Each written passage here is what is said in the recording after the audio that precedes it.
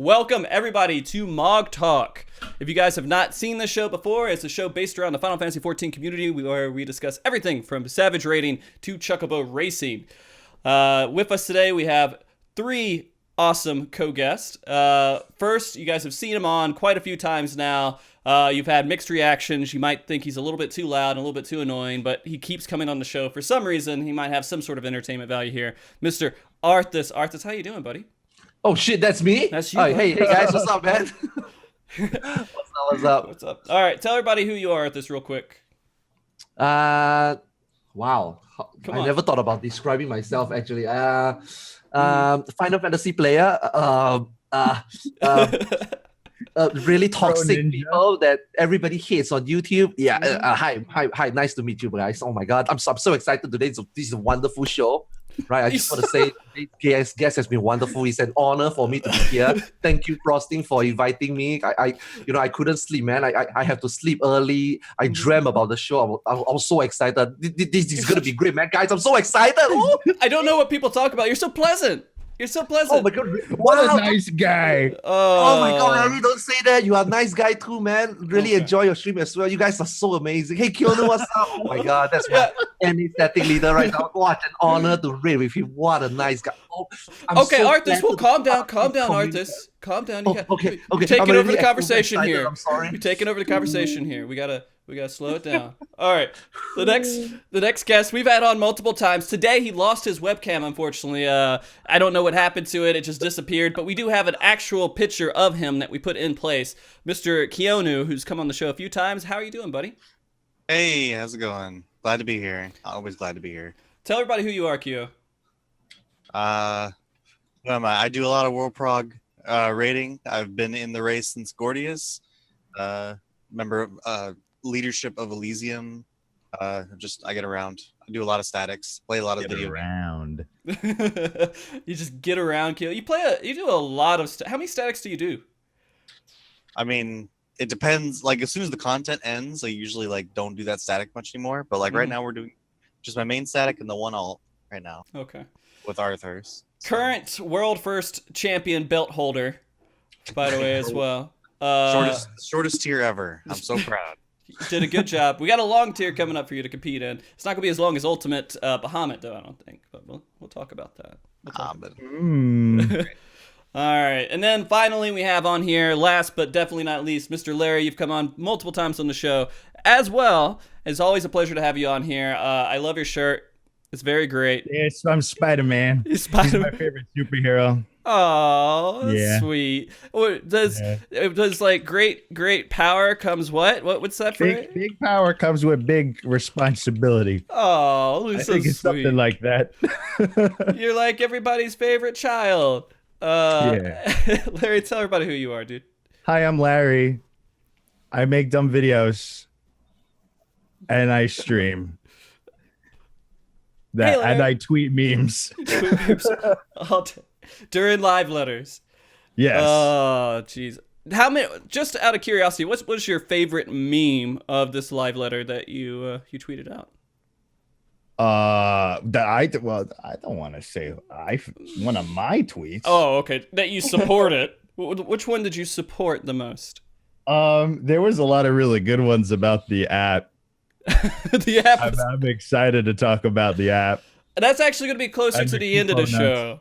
But I'm excited. That's why we'll keep that excitement going. That'll keep us. That'll be like the juicy steak at the end of the podcast here today.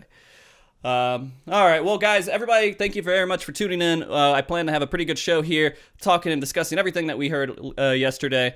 Most of the information, of course, coming from unofficial translations from the Reddit. I think it's the Reddit translations that they do every single live letter. At least that's where I got my information. I don't know where Kyo, Larry, you guys got your information at. The Reddit Discord that they live translate. Yeah. I have that up while I watch the live letter. Yeah, I think a lot of people do. We do. Arthars, you kind of have a different perspective. You could just watch it, right? Yeah, I just watch it. Yeah. Oh my god, this guy. Did you read any of the translations at all, Arthars, or any of the notes that NA put out? You mean the Reddit? Yeah. Near the end, like the what is that? You know, where Foxconn is talking about community, his job, how they access the thing. Usually I don't translate. Like, I mean, not translate. I mean, first thing I don't really translate. I'm just like watching with everybody, and then if there's some information in between that is not on the slide, then I will talk about it. I will relay the message. But usually when it gets to like guest appearances, when they start talking about merchandise, they start selling out, talking about collaboration.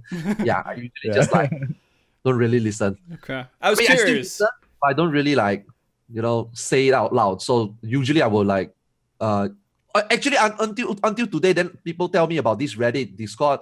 Then I actually just joined the Discord today. So it's like I'm reading the part where they translate. But when I scroll up above, the translation is pretty well done actually. Very clean, get to the point. It's pretty good. I was just wondering if there was anything that we missed that was in the translations, because people were complaining about that a lot too. One of the interesting points is that they said they weren't going to be doing the regular digest anymore. The Final Fantasy XIV team wasn't going to do that. They were going to tweet out stuff, and there's a couple people who were actually disappointed in the way that was done.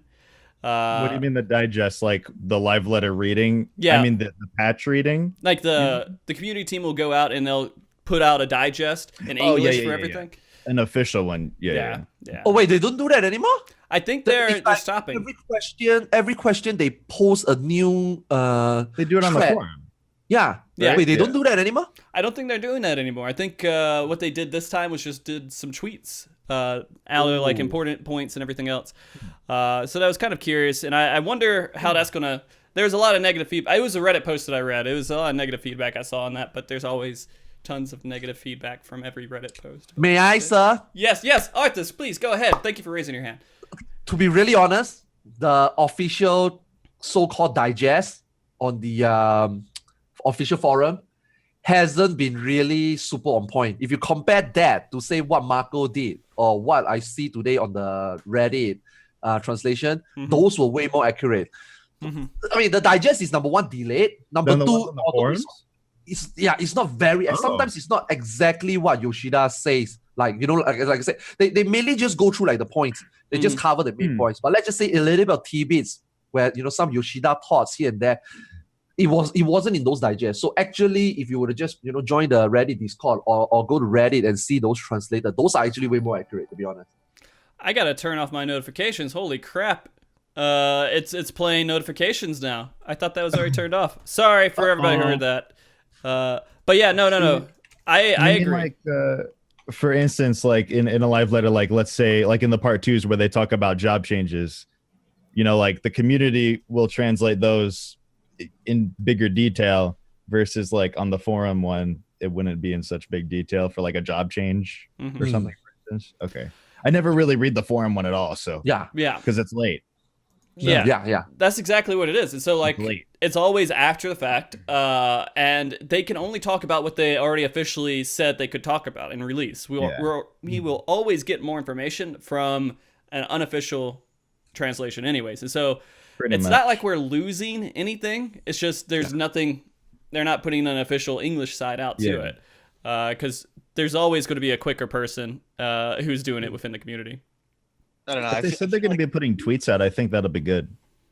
Once in a while, you get some new info from the official translation, though, or at least a clarification. A clarification, yeah. Where we were like, "Oh, that was translated incorrectly," because the official one has a correction.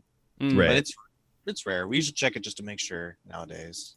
Yeah. Well, no more. That's kind of gone, and I don't know. I guess there's mixed feelings about it. In the end, they're gonna do what they're gonna do. If they don't feel like the resources are worth it, then let it be. Well, you said that they were going to be tweeting the stuff out. Well, they already tweet it. They tweet during the show, but it's only like a few points. It's not like anything extra. It's not special. Everything. Yeah. But all right.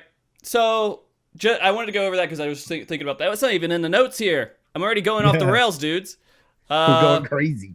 All right. So the main point is that we're getting this batch of content. How about that? That works, right? We're getting this patch here at coming late May. He said that he could release it in the middle of May, but it's already been said, so they're going to put it in late May. I don't know.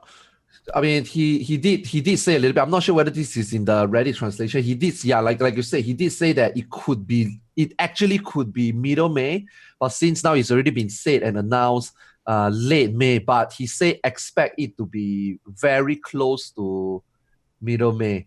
I mean, Japanese have a very weird way of third week. Yeah. No, not a week. Like they have a weird way of dissecting periods of the month. Like we will say first quarter, something like the quarter of the year. Yeah. For Japanese, when they say month, right, they like to say, if I were to say in Japanese, like Jo, June, Ge, June, Chu, June. Basically, it's like they divide the month into 30 days. So it's like the first 10. Oh, like 10, 20 second 10. Yes. Yeah. So now this time, although he said it's late May, but because these could actually be released on middle May, but since it's already announced, so on the officially on the live letter, so you can expect it to be closer to middle May. So if you look at the calendar right now, it's either going to be 22nd or let me check. It's gonna be Tuesday. So. Yeah, it's gonna be a Tuesday. So 22nd or 29th. So you can expect it to be like 99% 22nd at this point. Okay. I'm gonna bet 22nd too. Then 22nd sounds good. Yeah. Kyo, you gonna be different here? That's interesting. So that would put the ultimate release then on for very early June 5th. Yeah. It's 2 weeks later, right? That they do ultimate? Yeah. Mm-hmm. Yeah. Well, I mean, we have one sample to go from with that, so we don't have a lot of different. I'm sure they'll keep it the same. Yeah. I mean, they want people to still experience the content before they get in this long world race, right? Right. Because I definitely, I don't think they're going to put it on the same day. Yeah. Yeah. So 2 weeks seems good. We got one person who says the 29th, so okay, maybe it might be 29th. Who knows? Maybe. Yeah, maybe. I'm going 22. Okay. Yeah. So that's pretty good. I mean, you guys have what? 5 more weeks now before we get new content. Do we have enough content to last us 5 more weeks, or are we kind of? I've been doing Eureka. Okay. I mean, I see Larry, like for example, Larry has been doing it right. He's actually going back to do. I mean, I've been lurking. He's doing Ultimate, which I think, it's really good. It's really good. It's a really good time to go back in, and also at the same time get ready for the next Ultimate, right? So I mean, me and Sam, like Arya is also. I mean, the Korean Arya, we are like also discussing. You guys want to do some Ultimate on Aether? Like, yeah, a little bit rough, man. I really want that Bahamut kill. I didn't do it when it first came out because I was like, I don't know if I could justify that much time. But I was like, oh, maybe if I stream it, it's okay. Yeah. So I mean, stream it, and then like in the end, the guides are out. There's kind of ideas about how to handle a lot of mechanics too. Yeah, like we did twin the first lockout. So because we already knew how it works versus like, World Prog, they have to learn everything right off the bat. So you have an advantage when guides are out. Yeah. To prog a little faster. Where are you at with it? We've gotten up to Nail's second quote. Just out of curiosity, how many weeks have you been working on it? Like, how much time have you kind of invested? We've only been in 3 days. Okay. So yeah, a few hours. That's not too bad. Not too long. Yeah. So I mean, doing Ultimate right now is kind of anyone who wants to get into serious raiding and they miss that patch of doing Ultimate, it's still content to do. It's still challenging content. It's not going away. And so it's kind of weird when people who claim to be very skilled hardcore raiders are like, yeah, there's nothing to do, but they've never done Ultimate. And that's like if you haven't done Ultimate and you're complaining there's nothing to do, but you're like a hardcore raider, it's kind of like, so do Ultimate. Yeah. Pretty much. Kyo, you're on the high end of everything with raiding. What are you going to be doing for 5 weeks? Are you just going to be prepping? I mean, it's easy for me, right? Because given the fact that it's Ultima, there's going to be a lot of things to practice. Because you got to practice like all the hard modes, all the extreme modes of Garuda. Well, technically all the primals are on the table. Because that's true. Honest, but I mean, probably if it's Ultima, it's probably going to be the 3 first primals. Yeah. So there's a lot to do. But in terms of the other content, like outside of raid, I'm not really doing much anymore. I was done with Eureka within a week because I play this game so much, and I have all the relic weapons, 2 sets of gear for scholars. So it's just I played this game too much. But I guess I don't really have much to do other than that. If I didn't have a raid group, that was going hard for Ultimate, I would probably be pretty bored playing other games. Yeah. I think everybody should be playing other games is the thing. Oh yeah, Yeah, I mean, we do that. He said it himself. It's sad because I feel like this is a point that we have to bring up on the show like every single time. It's like, go out and play another game. Do you know how many good games are coming out? How many good games are out that you could play? This has been a pretty good year. And it's been a decent year over the last year for video games. There's no reason to go out to not go out there and play other games. But that's what I like when there's downtime. It's time to play other stuff. like PUBG, right, Arthars? Yeah, I do. I play PUBG a lot. I've only played it once. One game. I was bad. So tense. It's so tense, man. I get anxiety immediately for that game. As soon as you start up. It's fun. It's fun. It's fun. It's a shitly optimized, shitly designed game. You don't have to feel bad about dying because you're like, the game sucks. Yeah, but it's fun. It's fun. Like, what about Fortnite? Because isn't Fortnite like?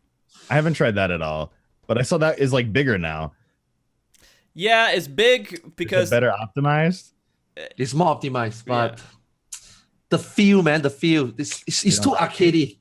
Yeah, I don't like. I like to watch it though, but I don't really like to try and like get into it. Like PUBG is shit, but PUBG feels more fun. Especially, you know, I play a lot with like friends, sometimes viewers as well. It's like, it's something that we all seems to enjoy and is enjoying. I mean, Fortnite is obviously the better game right now. I mean, those numbers don't lie, but it's just. I feel the same way. I like the art style of Fortnite more. I don't know. It's like PUBG is very realistic looking, and I usually don't go for that. Well, I mean, the thing is with that graphic engine with Fortnite, I see that same style of graphics like appear everywhere now. I don't know if there's like a standard. I don't know the background of that. I don't know if there's like a standard engine that people use to get that kind of graphic cartoony atmosphere. Probably. Same thing with like the MOBA games that have that weird cartoony 3D stuff that all look exactly the same. Yeah. All right. Well, this is the Final Fantasy 14 show, so we'll come back. We'll come back to Final Fantasy 14. All right. So Ultima is definitely a big key point right now. I think everybody was expecting that to be the Ultimate, right? Yeah. Or not maybe that, but it's Primals. Yeah. People were like, "What do you think the next Ultimate's gonna be?" I'm like, Ultimate Ultima, because it sounds funny, but it actually is. The memes have already started. Yeah. We were tossing around like 4 different ideas for what it could be, and that was one of them. So what were your other ideas? So we were thinking, well, one was like something Alexander related. Yeah. Like maybe they did a coil gauntlet. Maybe they'll do an Alexander gauntlet. Yeah. It was Titan only because they talked about that before, and then Ultima. And then there was people suggesting some kind of Garlean boss rush was probably the 4th one on the table, like going through the different Garleans that we fought. That'd be kind of cool. Yeah. Possible for new ones. I definitely think there's going to be an Alexander one. Well, eventually. Yeah. Yeah. They just have to be creative enough and to make sure they center in on the stuff that, like, you can center in on stuff from the whole creator, Alexander, like all those tiers, Midas, Gordius. You can center in on the content that people liked and make a really good long one fight out of that. You got 12 bosses to work with. You can make something very nice and interesting, right? Definitely. There was also one more that I forgot that's really important because it was the highest suggested one in our group was Thornton. Thought it might be Thornton, which would be really cool in my opinion. Well, they could actually pump it up. They could make it into a real Knights of the Round. You have to have like fight all of them. Yeah. Better like built phases and mechanics for those knights instead of just a little side. They do one action and they're done kind of thing. That would be a lot of assets adding. I think. Well, I mean, it could be done. Yeah. I'm actually happy that it's not Alexander. I mean, the laziest way, the easiest way for them as the developer is definitely just make Alexander Ultimate. That is definitely the easiest. I'm glad it coming from Koi. Yeah, I'm glad it wasn't. I'm glad it wasn't. A lot of us wants to see something like I don't want to say garbage content, like irrelevant content that a lot of people maybe forgot or just didn't do enough or just like power through right now, right? Like for them to bring back Ultima and then most possibly the primals. How many primals? Probably the basic 3, but still, right? You know, we want to see all this being elevated to an ultimate level. Because if you just bring like, I mean, Koi is okay. Koi as the first installment, they just want to showcase. It's fine. Like bringing bringing Koi to ultimate. If they bring Alexander to Ultimate, that is also like, yeah, okay, whatever. But if to bring something like Ultima or even like Torden, which is an extremely good one, and then, which I think will happen eventually. And also, but basically, a lot of us were just speculating, right? Ultima, can it probably Alexander? But now that it's official, so from here on, we can expect like, it's not going to be just, I mean, although they say that, but right now we know that it's not going to be just savage type of difficulty content being elevated. So now we see Ultima. So it's like, we haven't seen the fight. Yeah, and also no footage. So it's going to be difficult, but we all expect it to not be as difficult as Koi. I don't want to like overhype it or being overexcited yet, although I am. But I want to see what they can bring, because we don't see a lot of mechanics. Although Titan Extreme is long, Garuda Extreme is whatever. Ifrit Extreme is okay. But how are these going to be elevated to Ultimate? I'm really excited because Koi is very simple, right? Oh, we're going to expect Dive, Bomb, and Twister. Oh, shit, that's going to be scary. But like these old content, I'm really excited. Because they were talking about wanting an Ultimate Titan. This literally can have Ultimate Titan. No, this is whoa. So the problems they were having with Ultimate Titan or Ultimate Titan was they didn't know how they would be able to make that even compare to what they could do with Coil. Like they don't know how to expand it. But if they turn it into Ultima, then they have way more than they need. You think about it, right? You think about the 3 basic primal, 3 minutes each. You have the Ultima coming up, 3 minutes. Final golden Ultima, another 3 minutes. That's 15 minutes, including transition. That will be Ultima. Yeah, that will be like 16 minutes. That will be shorter than, he said he wants to be shorter, but still challenging. So you think about it, it sets up nicely, At the same time, like if you put an Ultimate Titan, let's just say it's 15 minutes. It's a little bit too long. How are you going to showcase? I don't even think Titan have anything more to showcase. So if you compare it to 3 minutes, I think we will see more. Really good.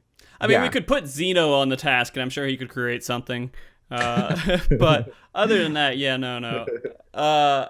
I agree. I think that they definitely made the right move here. And when you go back into saying, hey, look, there is... when we want to make a fight like the Ultimate Bahamut, we have to consider that's an entire expansion or entire... I guess it is a Realm Reborn. That's a whole thing, right? So they only get one of those per expansion. So if they did Bahamut, then they did Alexander, they've already burnt through 2 expansions worth of doing that type of boss. And so we could probably expect every single expansion to have one revisit of a previous tier. Yeah, unless if they're just out of ideas. The 5.0, in the 5.x area, Ultimate probably have Alexander. Yeah. Yeah. Okay, so the other things that we could probably discuss here that they said that we need to take into consideration is that this is going to be a shorter fight, which means, all right, so they're making a shorter fight, but are they making it the same difficulty, just shorter? Or are they just trimming off like a couple of minutes? Are they trimming it off like 6-7 minutes? I mean, what are they doing to make this into a smaller fight that's still challenging? Because that was part of the challenge for Bahamut, right? You had to endure 20 minutes of a fight in order to beat it. And so what would make you happy right now in length of a fight? Like 15 minutes? I think like 15 minutes or so is good. Like 17 minutes, although it is worrisome, right? Because the time of that encounter was sort of like, people call it artificial difficulty, but I mean, I think it's just requires more perfection, which isn't a bad thing in a fight to like get there. And I liked that. I kind of was in the boat of not wanting to be really shorter because I like long progression tiers. But I think that it's going to reduce the difficulty no matter how you slice it. I mean, it's not like the mechanics were easy in the Ultimate. A lot of those trios were really difficult mechanically to understand and figure out. So I don't know how you make a more difficult fight without Genji Sudo designing the fight. I think longer is better. Yeah. Of course. If we had to say it, why not? Why not? You know. But yeah, no, I think that in the end, the biggest complaint while the race was happening was like, this is too long. This is too much. I don't want it. That kind of changed over time because people felt kind of proud, I guess, after they cleared it, and they didn't want other people to like, I don't know, maybe they just accepted it and they thought, okay, I endured. I don't know. Well, I don't think at least in my personal opinion, I don't think any Ultimate is going to top Ultimate Bahamut. So that's why he wanted to make that one. That's why he was like, I want to be the one to make Ultimate Bahamut. Yeah. You know, but this one, I think regardless of like, I think if it's at least like 15, 16 minutes, I think is fine. And then if we're expecting Ifrit, Garuda, Titan, all three of them have very interesting mechanics. None of them were essentially, you know, the hardest things ever, but they all have very interesting mechanics that they can work with. And that's exciting. So yeah. I mean, think that's good enough. I think it's good enough. And so, yeah, maybe 15 minutes seems like the common theme, and people in chat, everybody else says 15. It'll make it easier to clear for people who can't dedicate that type of time to a fight. Oh, that's true. Because like Ultimate Prog, like once you're progging like, you know, Golden or something, you need a lot of raid time to even prog because it takes you 15 minutes to even get there. 3 attempts an hour, dude. So yeah, realistically, like when we were actually progging, 1 Golden Bahamut pull an hour was considered good. Yeah, that's crazy. I mean, yeah, exactly, right? Yeah. It's like an entire raid. A lot of people raid for 3 hours a night. It's what you see Golden Bahamut 3 times. You call it a good night. 3 times to prog. Yeah, that's crazy. The nice thing is like our very first Golden pull in our prog was an Enrage pull. So whoa, really? Yes. Your first Golden was Enrage? Well, it's 45% Enrage. As long as the tanks don't die, it's actually really easy to see Enrage. But like you just have people dying to exit players left and right. Right. Raising people, it's not too bad. Yeah. It's good that Golden Bahamut is the easiest phase as well in the whole fight. Like Nail and Twintania actually is the first 6 minutes is actually the most troublesome to get get by, to be honest. I think the Nail, I mean, as far as I've seen, of course, but obviously I've seen the guides and the whole fight, but from what I would assume, the Nail fight, I would guess, is the hardest part to learn and get down. And then once you do, then you could probably handle the trios fairly well enough.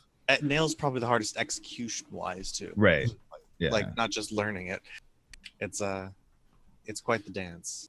Yeah. Because for me personally, when I get to trio, it's like, whew, just gotta relax. When he comes down, you just do what you need to do. You don't need to do anything more. Healer. Yeah. You gotta heal. Recovering is also really easy. Even on healer, everything is just so scripted. Whereas, like not too bad. In the Nail phase, you're constantly having to worry: am I going to get the fire tether? Am I going to get doom? Am I going to get? You know, am I going to have to deal with the lightnings? You know, it's just constant RNG, and you have to watch out. Whereas you hit the trios, and it's like, all right, everything's going to be the same every single time. With it's just such mechanics. Yeah.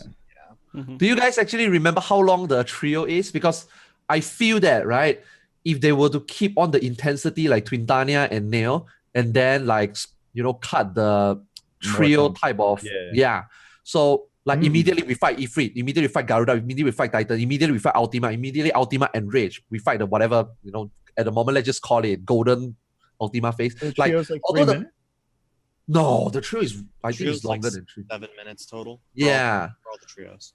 So I think they can cut those bullshit. If I think they can cut those bullshit. It's like 30 seconds of fighting or less, and then like 40 seconds of mechanic vomit. And do that for every trio. And there's like 5 of them. Oh, okay. So if they can compact it, right? I don't mind it to be a shorter fight, but more intensive fight. Like more fast-paced. There's a lot of us, right? I'm not sure whether you guys feel the same. I'm not sure whether Kionu feel the same. For me, right, the trio is a fucking waste of time. Okay, going through it is fun. Learning through it, progging, I guess is fun. Right. But when you get to like you guys were talking about earlier, when you get to that point where you need to spend 15, 12 minutes to get to Ed's phase and then get to learn Golden Bahamut, the trio is the snooze. The trio is where everybody drop focus the most. Although it's where you need to focus the most because you need to get to where you last ended. But the trio is so...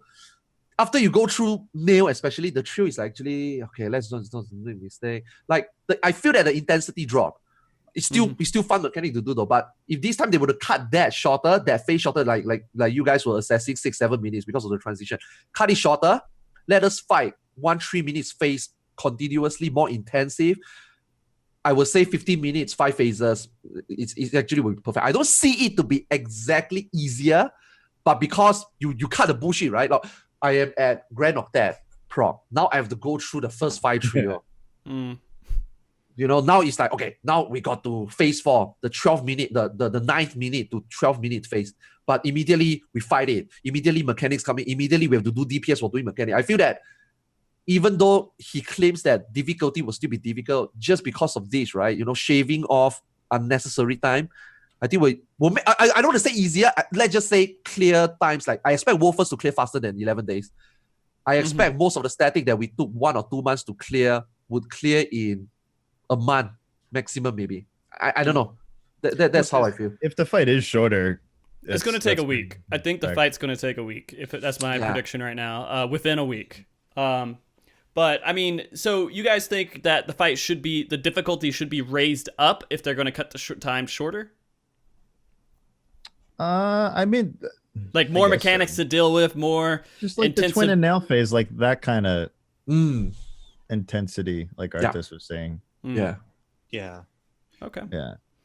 I mean, I think a lot of the endgame raiders complain about the trio phase where Arthars did. That's very common. It's agreed upon that it's not very interesting for a lot of reasons. One, DPS is not very interesting. The boss just kind of is animation locked for most of the trios. So like there's not really much in the way of positionals. You have all that downtime, so every single time the boss comes back, you're bursting. Or at the very least you can't burst because it's not been long enough, and so you just wait for the next trio and then you burst. And it's kind of not that interesting DPS wise, and all the downtime is just frustrating, and it's very scripted. There's not much RNG involved in them, so yeah, it's kind of like, let's wait until 10 strike and see if we're gonna wipe. That's it. But but learning it was that fun, like the first time learning absolutely Progging was great. Okay. I could definitely see that. So I guess if they cut that out, I think that would be a good recipe for Ultima. Okay. Yeah. All right. So let's finish up this last point. We've been on the first point of the show. Let's see if we can wrap it up with just talking about Kyo. Is there anything that you're imagining mechanic-wise that we should be expecting from this, in your opinion? I mean, so interesting things I could say. Well, look, Etheric Boom, I hope, is made more interesting than it is in the Ultima fight. Etheric Boom is not my favorite. Balls touching. Oh no. That's when is that when the ships are crashing in? I forget Ultima so much. Etheric Boom is when they're just the very first Etheric Boom. The tank swap? Orbs that spawn, and the orbs spawn tethered to each other. They move closer. Yes, yeah. Okay. Manage to touch, they explode, and you just instantly wipe. And so the last Etheric Boom is literally just a clusterfuck because you get knocked to the outside of the arena in a random direction, right? So you just have to suicide into the orbs to not wipe. And I don't know. I'm not a huge fan of that mechanic. I think it's kind of dull. They're probably going to be there, but of course, maybe different. I would hope different. And they're going to be different colors. People are going to get buffs, and you're going to have to get certain balls. It's good. They're going to throw Nissi in there too, probably. Fuck no. That's going to be in the Alexander one, and you're going to have to actually it. Yeah. I'm not doing that one. There's going to be bits, and they're going to give you a reason to kill them this time instead of just having a laser dance party. Yeah. Oh, that's fun, though. Maybe you can't kill them. Maybe it'll just be the laser dance party. And then they're going to have ones that are at angles, too. And you're going to have to predict the angles instead of just straight lines. And so it'll be... You got to bait them? Yeah. I'm looking forward to something where, like, he does the primal attacks, right? So Ultima's thing is like, for example, when you're fighting him, there'll be the 2 gigantic Ifrit puddles, and then Ifrit will charge through the middle of the safe area, or not in the safe area, but he'll like start somewhere around the arena and charge through. And so I'm looking forward to something like that. But then they put bits in the safe area, and you have to like DPS them down and then go to that area. Oh god, to dodge the. That sounds fun. I don't know. We'll see. They probably see all the attacks from all the primals in the actual Ultima fight. Like those ones scary. Do you think they're gonna add in the new primals, or are they just gonna leave the old ones in there? That's like too much. I feel like if they add in new ones, because then they could take those new primals and add them to something else later on. Yeah, I think it's better they don't. Need like new assets, I believe. Like the interactions between Ultima and then the primals would be new assets, right? Mm-hmm. Yeah. Yeah. I think it's better they keep it for the first 3. Because when you add too many, it lessens the impact of all of them. Yeah. I mean, we can have our Thornton fight where they bring in some of the primals if they wanted to try something crazy with the implementation of that. Yeah, that'd be cool. That'd be cool. Maybe Ravana becomes a knight at a round table. Wasn't Ultima the first fight that introduced tank swapping in the game? I can't remember. No. Because it can't. When did Ultima come out? No, I think Titan did it, dude. Titan. Titan did it for sure. Titan had the Volus. Yeah. Does Garu have a tank swap? It has like you have the 2 spawns, and you're supposed to keep them far away. Oh yeah. So I mean, that's like that's not really swapping, but it's like management. You were holding 2 ads, yeah. So Titan was the first one. Twintania is supposed to tank swap because of the infirmary debuff. Garuda Extreme had a tank swap, Super Cyclone, didn't it? Yeah, the thing, the spiny spine. Yeah. Oh yeah. Okay. Well, no, you were just passing. You were just playing ping pong with that thing. I mean, DPS could take it technically as well. If you manage the aggro properly, you probably can. I mean, if you're on NA servers, you just let it go off anyway. You just shield it. Yeah. Let it go off anyway. It's okay. Put a sucker up, sacred soil. You'll be fine. All right. So, I mean, by the way, guys, I'm going to try to have that website up before Ultima comes out. And I got to figure out how I'm going to make that exciting for a 1 fight tier. I don't know what I'm going to do. No, it will be. It's ultimate. It'll draw in. Yeah. But how do you track progress? You just have to look at Twitter messages and say, this Twitter post was from this group, and so it looks like they're from. I guess it's hard to verify. Yeah, and then you have. So I mean, that's what I'm gonna have to do. I'm gonna have to follow other people on Twitter and see. Yeah. And maybe I'll make little status bars or something, but like this guy has a little bit more. He looks a little bit further ahead or something. I don't know.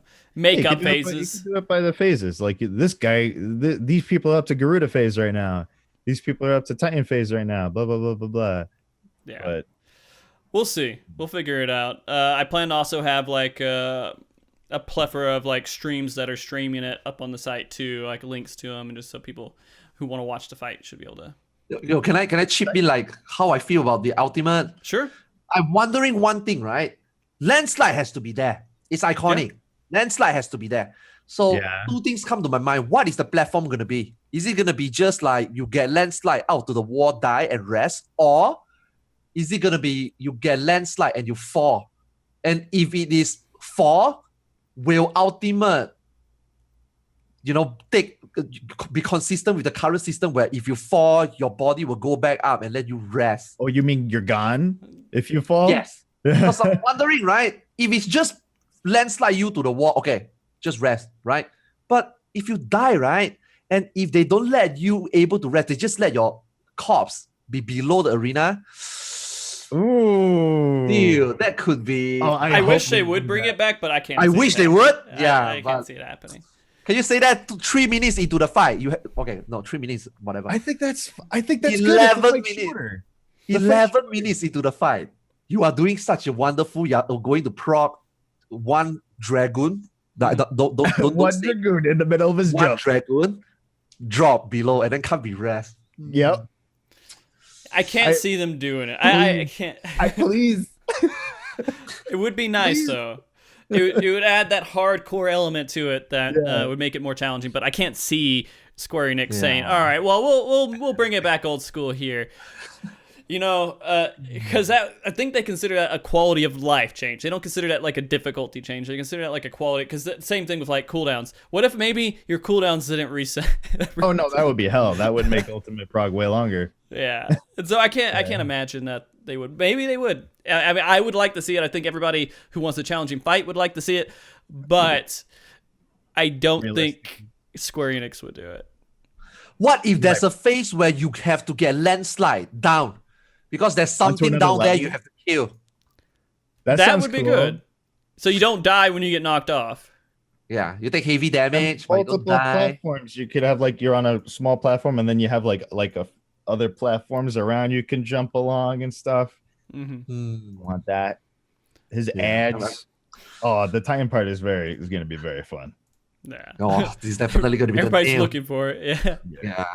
All right. Well, we'll see. I mean, it's all speculation right now until we actually get the content out there, or until the next live letter. Because I feel like this live letter was like, here's some bits and pieces we're gonna fill in later, just so you have some information. Yeah. Here's an outline. We'll go into the expanded version of the stuff that you really care about the next later. One. Yeah. The next one. Just stay tuned, guys. It's typical. There's nothing we can really do about that. But in difficulty content-wise, they are introducing something else. They're introducing a new deep dungeon, right? And so this is going to be dedicated for those people who want to level up from 61 to 70. And it's also going to be 100 floors, but they're going to start the hard floors at level 30, 31. So I think that's good. Yeah, challenge starting at 31. Yeah. So we get 70 I like floors that. challenge. Yeah, so you still have to go through like a few floors or a few of the sets, just with it not being too difficult. You're just warming yourself up, I guess, and then you go into like and story. Yeah. I think first deep dungeon had way too many just filler crap. Yeah. It's too much boring. But is it going to be the same exact thing for 70 floors, or is it going to be like progressively harder? I hope it's progressive harder. Yeah. Because like Larry says, right? I also hope there's a save right before the hard content this time, so we don't have to do 50 floors of easy before we get to something difficult. Like if they split it up from 50 to, like they have it where it goes 51 to 200, make the 1 to 30 be its own thing, and then 31 to 100 its own thing as well. That would be cool. That's what we need to see. It's too long, right? Like Larry was saying, 51 to... Not even 251 to 180 is just... Yeah. And then when you get to 100, you get there just for that. It's not even 2 bosses. It's 1 bosses and 19 floor, because floor 200 is just a bench, right? But, 31 to 100, if you can, cut the boring thing and then make the challenge, the real challenge. I mean, although he says that 31 to 100 is where is with the challenging content. But when is the real challenge going to happen? Because the last time in Deep Dungeon, it only happened at 180. That is too long already. 51 to 180 is insane. A lot of people do one city. Everybody just... It's not even like on your... It's crazy. It's like 7 or 8 hours of grinding, and the actual challenging stuff is only like an hour of that. Yeah. Pretty awful. So hopefully this time, we get like you say, progressively harder, or on the get-go, right? 31 to 100. Like that's what, 6 bosses. Maybe this time, 50 onwards start to I don't know. But I mean, it's good for them to cut it short, because who actually do those in betweens? 1 to 50, who actually do? Yeah. 151 to 180, who actually do anything in between? Not really. Right? Cut it. Yeah. So I think. Yeah. They did say they're going to introduce some interesting concepts to it. One is the grand summoning thing, right? So, do you guys know what they mean by grand summoning? It's just... Well, I was talking to Drac about this. Like, as soon as they said grand summoning, I immediately went over to Drac and I was like, Drac, it's great to summon primals in the game. And he's like, oh, so what summoners should be allowed to do? Yeah, maybe so. So are all of the characters just going to disappear and like a summon's going to happen? Is that what we're control a summon? No, it's not going to do that. I don't know. I don't know what grad summon is supposed to really accomplish. Summon a primal. You summon I just assume it's replacing pomanders. It's some kind of item. It's an item system. But it have to be like a group. If it's a grand summon, it has to be like a group thing, right? Like a group effort, right? Like everybody use a Sacrifice your certain item. I mean, Pomanders are group effort too, right? They're a group effort. What one person uses them. I don't know. I think it's gonna work exactly like Pomanders.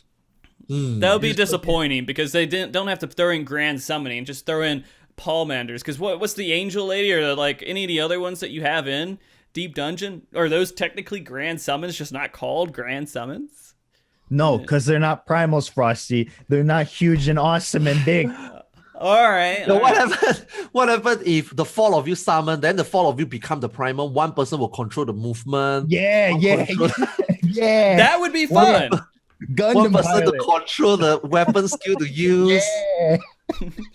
I don't know if there's enough space in heaven on high for like stick out the side of the You don't tower. know that. You don't know that. And also the Maggie tag, right? What happens if you combine the 4 Maggie tag?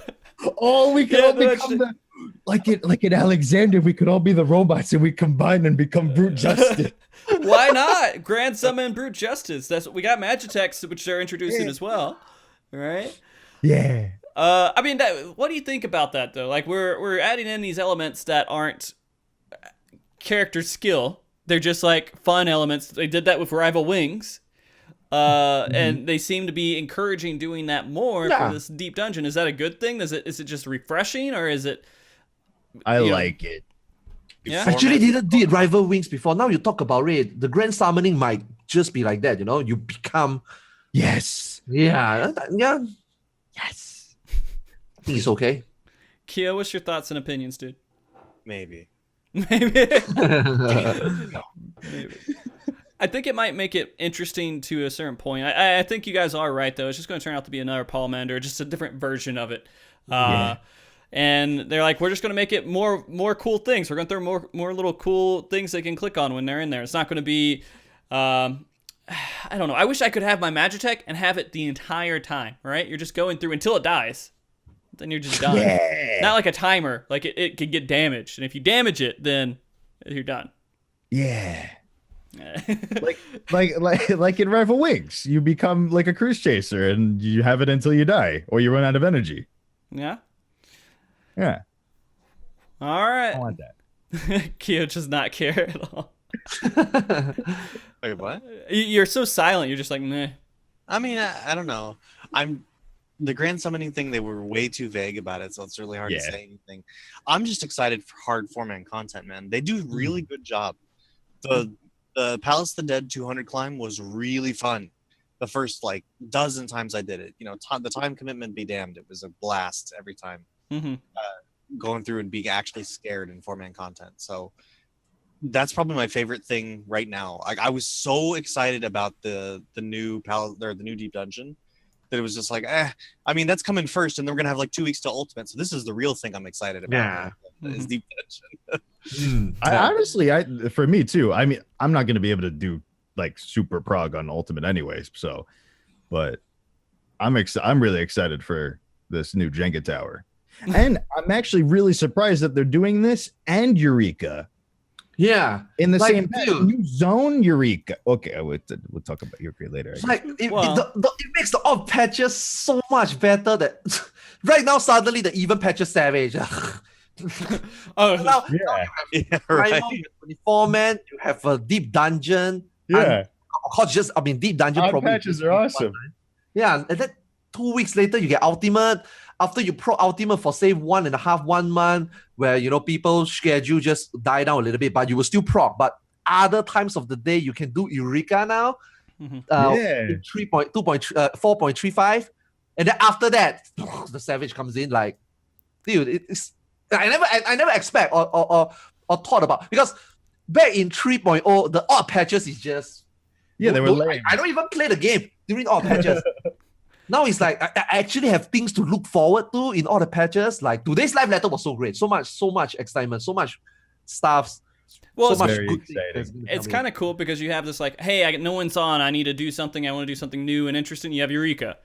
You're like, hey, I got some people on and we want to do something challenging. Let's do Palace of the Dead. Hey, it's time to do serious raid. Let's do Ultimate. And so always got something. Everybody has everything. Hardcore players has plenty of stuff to do.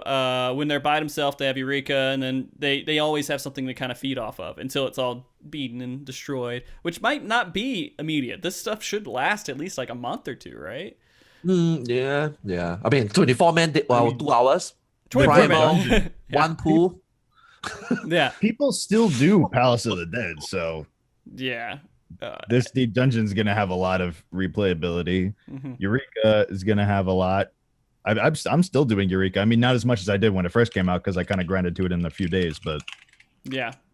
So I don't know. I feel like this fits perfectly for every type of player. It's not just, hey, here's.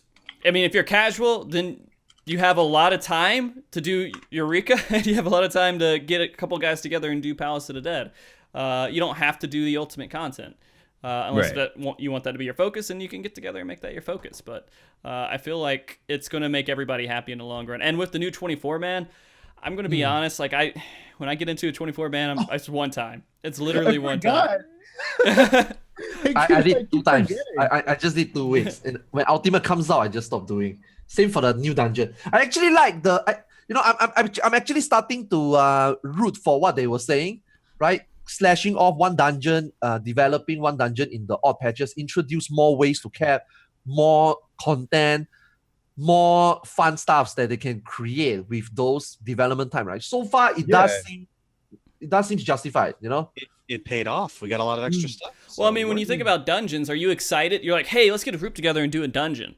No. You're like, let me do my roulette really quick, and then you have just a selection, and they're adding in. They're adding into the roulette also normal raids, right? I mean, that's more for quality of life. Yeah, helping let people get their normal clears. Like, I mean, I can tell you when I was playing all, you have to clear Delta skip normal, then you can unlock Sigma skip normal, then you can do Sigma skip normal, then you can start doing Savage, right? So I got my alt, I got to Delta skip turn 1, I queued. As a tank, I queued normal mode, Delta skip turn 1. I mean, I was like, okay, 30 minutes later, it's not gonna get in? I leave it. Oh my god, I leave it on for research purpose. I left it on. I left it on at 11 a.m. I went to get lunch. I went to watch stream, took a nap. Eventually, I woke up getting my stream, gonna get ready to stream at 8 p.m. Right? So, I mean, obviously, I missed the queue. Obviously, that's what 9 hours. Obviously, I missed the queue. But I went to scroll up my timestamp. Do you know how long that Delta skip turn 1 took? JP server, by the way. Do you know how much the Delta skip turn 1 took? 4 hours. I queued at 11 a.m. It spawned at 6:30 p.m. That's 7.5 hours. I was like, dude, this is not even that far off content. It's Delta skip normal. It's only 2 patches ago. Like, what the hell? I think anything that should be required that doesn't have a lot of activity, like when you're leveling up a character, should be in a roulette. It should be in a daily roulette that people can do. Yeah, this is gonna make I think this is very good quality of life. Yeah, exactly. But they should add coil. You cowards. Can you imagine doing your roulette and you're like, oh, I got coil of a bunch of random people? Get turn 9, you're level 50. If they added coil, they would probably make you have to be like level 70 in there. One person could solo it. Yeah, I guess there's no way for them to have add coil to it. It's stuck, unfortunately. It's not a required thing to go through the story anyway, so it's not a big deal. Yeah, I guess. Like Koi doesn't. Koi is only one mode, right? You throw in a sync level 50 Twintania. You throw in a sync. Yeah, level nobody 50, would be able to clear. Yeah, it's harder than Sigmascape. Yeah, Notascape. Yeah, it's not easy for. Like you get turn 9 and you're sync level 50s. That's harder than Savage raids right now. So yeah. You're getting so much shit on Kyo for not having your cam on. You know that, right? Yeah, it's fine. So everybody loves your face, dude. Everybody loves it, man. Are you gonna, Kyo? Are you gonna go at Eureka as hard as you went on last time? You got Eureka, of course. All the new content comes out, I blast into oblivion within the first week. That's just hell yeah. That's what I do. Eureka's going to be on a patch that's after Ultima, I think, right? It's coming. Yeah, it's 3.35. So this is gonna be like super delayed. So we'll probably be done with all the 3.3 content or 4.3 content. We're just gonna be so. Do we have Deep Dungeon first? I don't know. I don't know when they said that. So, I think Deep Dungeon's coming in the 4.3. 4.3. Yeah. Just as soon as the make patch. sense. Yeah. That would make sense. I actually like that Eureka is delayed a little bit because I wouldn't do anything else other than Eureka as soon as it came out anyway. So yeah, I like that. I mean, also the timing, right? Like, I'm not sure whether this is covered in the Reddit translation. He said that Eureka will be 4.35 and also possible update in 4.36. So 4.36 would be like what? Usually, I mean, a small patch after would be like what? 3 weeks? Update? Yeah, something like that. He said 4.35, Eureka will drop on 4.35 and will be updated or follow up till 4.36. So this makes me wonder, right? Coming in late, we will probably see like a 370 weapon.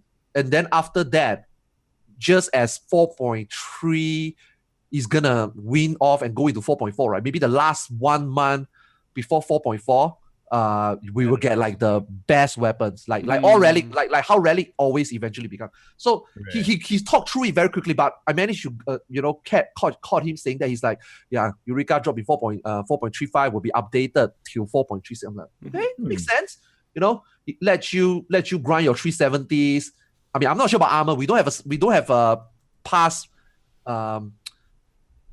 Regardless of relic armor to look at what armor will become, but at least for weapon, we can expect that 4.36 will be the last drop for relic to be best in stock. So it's interesting they pace it out because spread out the content nicely at the same time. People complaining about relic weapons being too strong if too early. So I think this should pace out really nicely.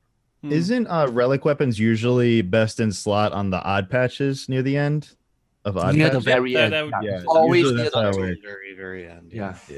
So 4.36, final step. That's what I think. And then the next patch comes out, and then the highest is raid weapon, and then next patch, and then the highest is relic, and blah, blah, blah.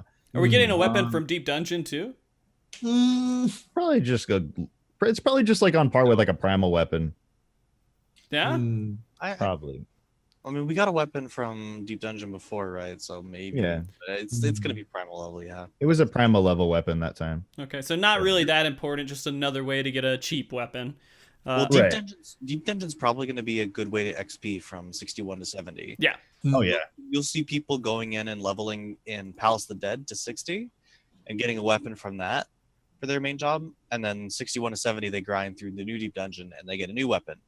That. So probably. Well, I mean, to add to that, they're also going to have another way to get a weapon with the new Extreme, right? Which I guess is going to be the turtle guy. I don't know. They said they didn't. Weren't. This was supposed to be a surprise. They said deliberately they did not preview the new Primal. But they showed a picture of the turtle being evil with evil waves. That's probably the solo instance. That's probably like storyline solo instance. Okay. I mean, it kind of makes eventually. I mean. For Gambu to be, the 4 lords, right? For Gambu to be in the dungeon, Hell's Lead, For Gambu to be in the dungeon, I was already like thinking, so are we not getting like extreme Gambu? Because you got Bayako, right? Yeah, they said it's not the 4 lords this time. Yeah, so exactly. So it makes sense, right? For Gambu to not be included in the extreme this time because we already fought him in the dungeon already.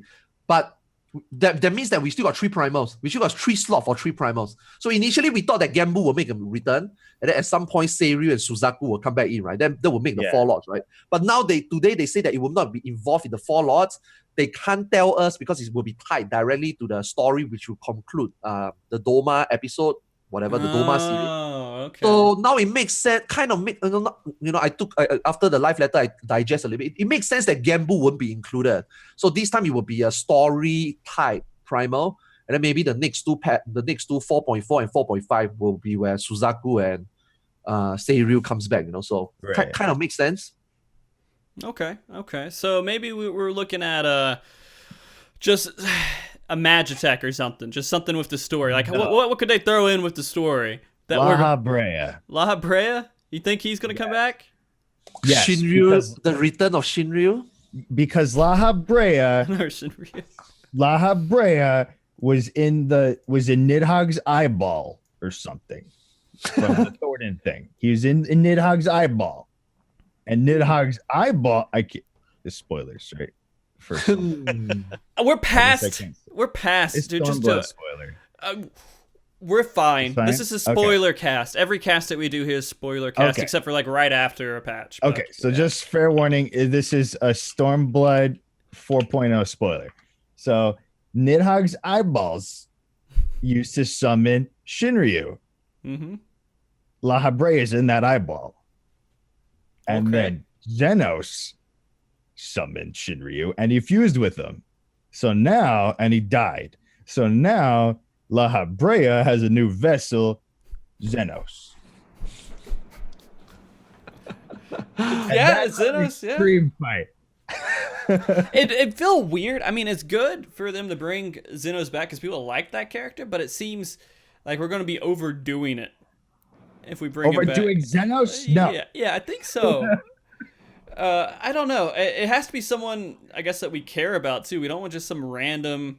Oh, well, hey, we're gonna try to work in some something from Final Fantasy series into this new trial somehow, but Sephiroth. Yeah. Okay. Sephiroth. He's gonna be a trial. He's not gonna be an Omega. We're just gonna cut that out of Omega, and we're gonna put Final it. Fantasy 15 event, and we get the car as a reward and a 4-person. Maybe the mount. car is the fight. The car is the mount. The car is the fight. we have nothing to go off of. Yeah. Here. I guess we'll see. It has Yeah. being story related does make kind of sense, but it could be anything. Maybe it's the my bad information on story and names and everything else is starting to come out. My ignorance. The lady who was rescued, who went on the island with our buddy Gogetsu. Oh, Steppy Lady. Steppy Lady, yeah. Maybe That's Steppy her Lady is the boss. She regains her memory and she's just like, Oh, time shit, to be maybe. evil again. And then like her big attack, Tank Buster, is a step. Oh, yeah. A large feat. Steps on We you. didn't fight her yet, right? Yeah, it's She's true. she's- Yoshi P does like her. So She's she's like a typical Japanese drama type of character development, you know. Yeah. Although I can totally see how the story is gonna pan out between her, what she's gonna have, what is She's gonna gonna happen to her. She's gonna remember, and then Yeah. she's gonna remember everything, not just the bad stuff. She also remember the good stuff. You know, Gosetsu is like has lost the will to fight. Eventually, Gosetsu will fight again for her. This is a typical Japanese drama storyline, right? Yeah. I expect it to be like that. I know it's gonna happen, but Wait. for some reason, I want to see it happen. So in that way, I'm very excited. But for her to be a primal fight, no, yeah. no. What patch did we get Nidhogg? Was it 3.3 that we got Nidhogg? Yeah. Yeah. 3.4. Because I know it's an irrelevant patch. So Yeah. point 4 was relevant because point 4 was So this is like our Nidhogg fight. yeah, probably. Probably gonna be some epic shit. That's why I think it's Xeno, something tied to him. Like someone in the chat was saying, right? For him to be a dungeon boss, so I mean Shinryu, he's also considered Shinryu, right? Which is great, but he just died. Now you bring him back. Obviously, he has to be tied to this. Otherwise, it's like, when are you? Yeah. What are you saving him up for? You know, so yeah. I kind of don't like that they brought Xenos back. Same. I mean, he's cool. Yeah. He's cool when he has the mask on. Leave the mask on. Mm. Don't take the mask off. When he has the mask on, Yeah. he's really cool. Really awesome, yeah. Yeah, and his voice is awesome. He's a cool dude. Mhm. But It's like Kylo Ren, isn't it? The moment he take off that mask, the Yeah. whole cinema is like, exactly. Why can't we get like a ugly villain? Like he He takes is off his ugly. mask and then he's just like deformed and like what's that? He The is. Hunchback of Notre Dame or something? Like just like why you gotta something. make fun of him? Dude, he's a cool guy, but I mean, like, I'm just saying, like, why can't we Yeah. have that? Why can't we have more non-attractive players and people in the game? Why does everyone have to be attractive, man? Kefka. Kefka, you say that? Take the makeup off. He's attractive. Oh no. Oh my god, I wish in this game we could do that, but it sells so much. It's horrible. I don't know. Yeah. All I have right. the pretty boys. This is JRPG. Yeah, I guess so. Comes with the territory. Okay, so the other thing that I want to bring up just about the new Alliance raid, I know we weren't talking about that just now, but there's something that came up to it that I feel like was mentioned that we should go over. They were talking about how the cost of development for the Alliance raids was low. And Weird. So they added new gatherer and crafter stuff to it. Yeah. Wait, what? Really? And I don't know Yeah. what that is. It was just hinted towards that.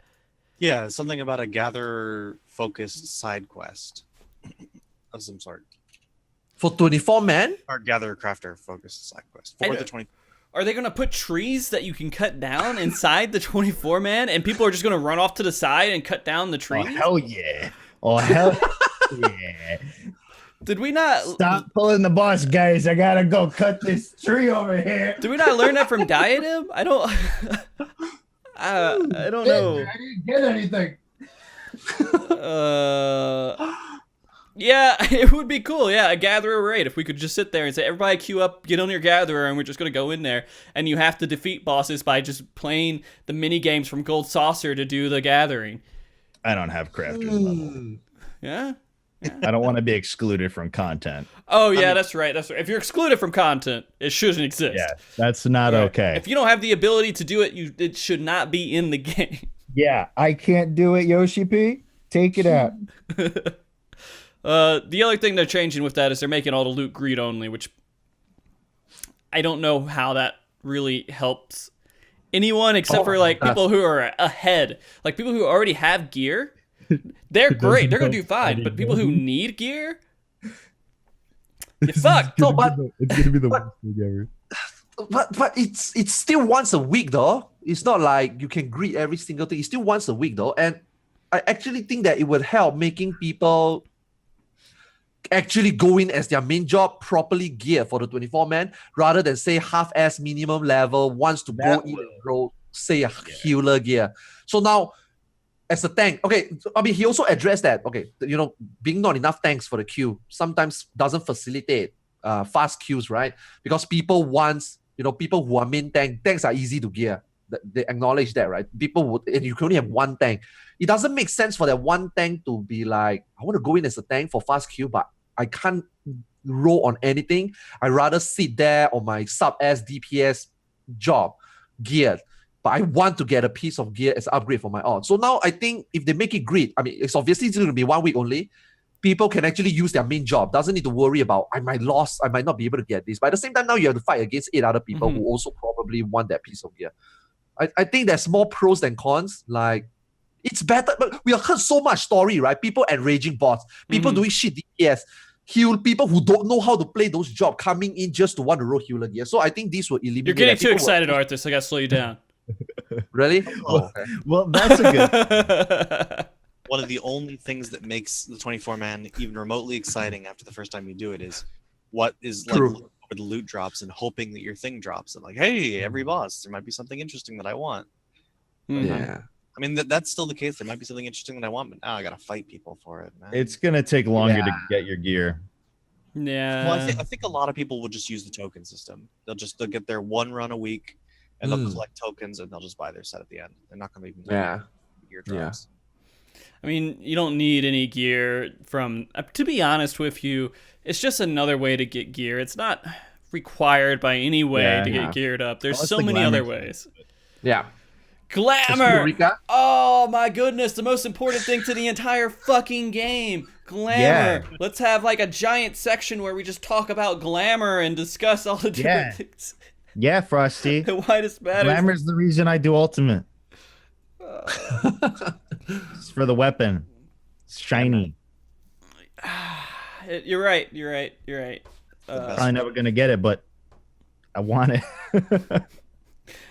It's so depressing when like all this like serious, interesting raid stuff happens and people are having all these conversations and they're just acting normal. They're like, okay, yeah, very good. And then Glamour, they're like, what? Look at the panties. Look how they look. They're so great. Did you see the dress? Did you see the Mikote girl in the dress? I wish I could wear that. I'm my Mikote boy. It's okay. I won't throw my opinion out there, but it's, it's pretty rough. Glamour is a pay to win system too, by the way. Yeah. There's a pay to win element. If you want the best glamour, you got to pay for it, right? Yeah. Absolutely. Okay. Just making sure the Sometimes right dies, with you got to pay time. for it. Yeah. Sometimes with time, sometimes with Gil, sometimes with that fashion guy that doesn't know anything. Yeah. That fashion guy. That guy. Yeah, the Gold Saucer fashion report guy. He doesn't know anything. He doesn't know anything about good glamour. Yeah. His glamour ideas suck. He wants to be wacky hipsters. You have to be a wacky hipster in order to I guess. get 100 on it. Kyo. I feel so bad because I can't see your face, so I don't know your reactions. It's hard to refer to you, Kyo. You have the whole face. Your face doesn't change. It's always just like. I mean, you've seen me on the stream before. You know, like after everything anyone says, I just smile and laugh. And that's just like. Oh, see, Arthas, you can learn. Go ahead, Kyo. Arthas has been tame. Yeah. I don't know why you would expect much different out of me, though. I'm just smiling all the time. That's just my life. That sounds so depressing. Even when I'm angry. The opposite of depressing. It's like, that's my life. I just smile. Just keep smiling. I just smile. That's who I am. Oh, man. Even when I'm sad. Not the other way around. Okay. The last PvE content to talk about right now is really the job adjustments here that they hinted. They're like, we're gonna have job adjustments. There's 3 jobs we're gonna do. All right, we'll tell you about that later. Here's our 3 jobs. All right. They always do that. What's funny, the most entertaining part of that is that they said Dark Knight, and this is after tons of threads have gone through recently saying Dark Knight's great, it's fine, you guys just suck. And now they're like, oh yeah, we need to fix Dark Knight. And now they're coming in after the community's starting to get okay with Dark Knight to come in and fix some of the issues with it. Kyo, I'm going to ask for your opinion on it. Do you have a big opinion on Dark Knights? I mean, Dark Knight's good. It's just the thing is, Dark Knight's always been a fantastic tank. They take very low damage, and that's a really good thing. I mean, I read through the thread on Reddit, and I agree.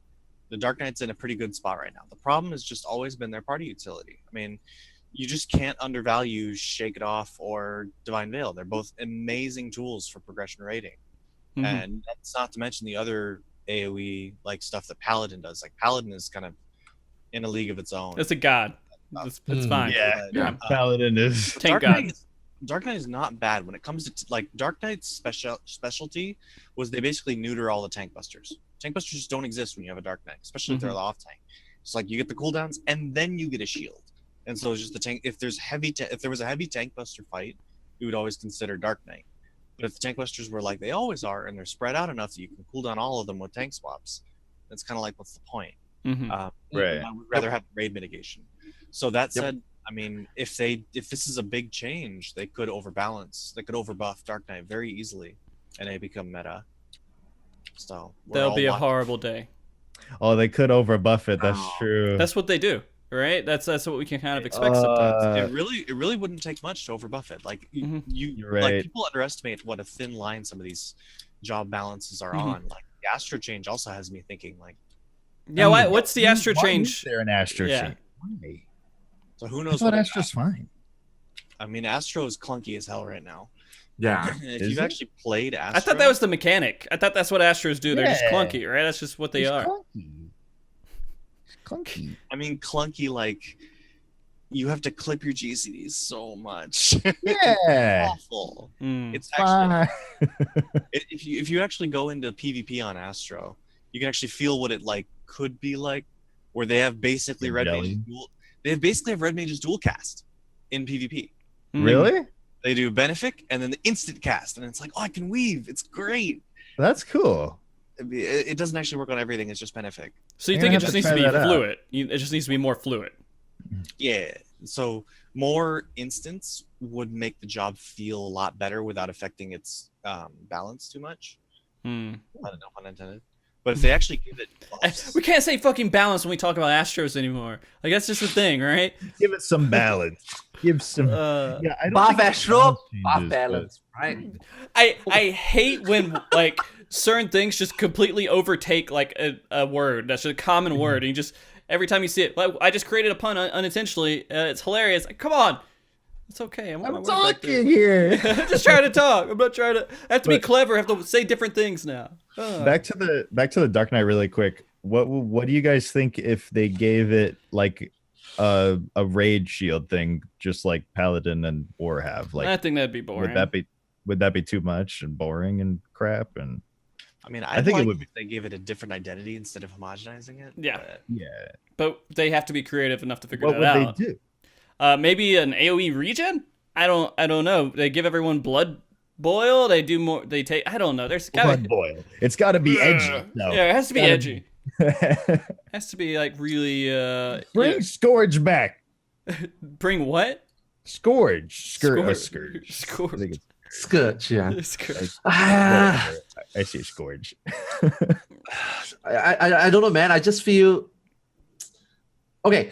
Like Kionu says, right now, right, the identity of being a tank, right, is just utility and damage. Okay, just utility, because every single tank right now, right, they can be a main tank. They can pop their cooldown nicely. Bam! You survive a tank buster. That's it. Any job, any 3 tanks right now can do that. So this is not what is something where people really look into and say, okay, we need to get a Paladin to main tank because, I mean, back then, right, we need a Paladin to main tank because take lesser physical. We need a Dark Knight main tank because, barring aside that they do better damage, they can absorb, take lesser magic damage, right? Now that is, with how broken intervention is, with how all this AoE utility comes in, surviving a tank buster is no longer a question regarding how you pick a tank anymore. Now it goes into DPS and party utility. And for these 2 aspects, right, Dark Knight is behind. Yeah. Right? I was talking about in my own stream earlier. I don't know. I honestly, personally, I don't know where Dark Knight is placed right now in terms of damage. Utility, pretty damn sure is not as good. Even Warrior with just 1 shake it off. But with what it can do in the damage department and how awesome its cooldown is, it just sweep Dark Knight away. Paladin, like Kionu says, a league of his own. The intervention itself basically makes taking solo tank buster just way too easy already. So what is there for Dark Knight right now? There's nothing, right? And how are they going to buff Dark Knight to make them to come in comparison? Number 1, AoE shield. Some sort of AoE shield has to come in. A lot of people have many ideas. So Copy paste, yeah. Yeah. How about Dark Arts and It homogenizes them though, but I guess it needs it. Does it? Yeah, I mean, like, is it that big of a deal? I mean, we're only going to pick 2 tanks. So nice. So if we make Dark Knight strong, now we got to buff another tank because they're not strong enough. I mean, what do we do?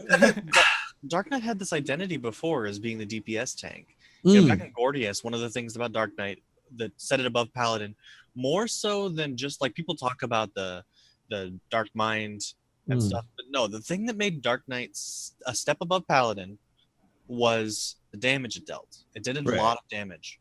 And like when people actually got to figure it out, because originally they thought it didn't do damage when it first came out in 3.0. But people figured out that this job actually does a lot of damage. And the checks were actually, very real in Gordius. So it turned out that this was a better fit.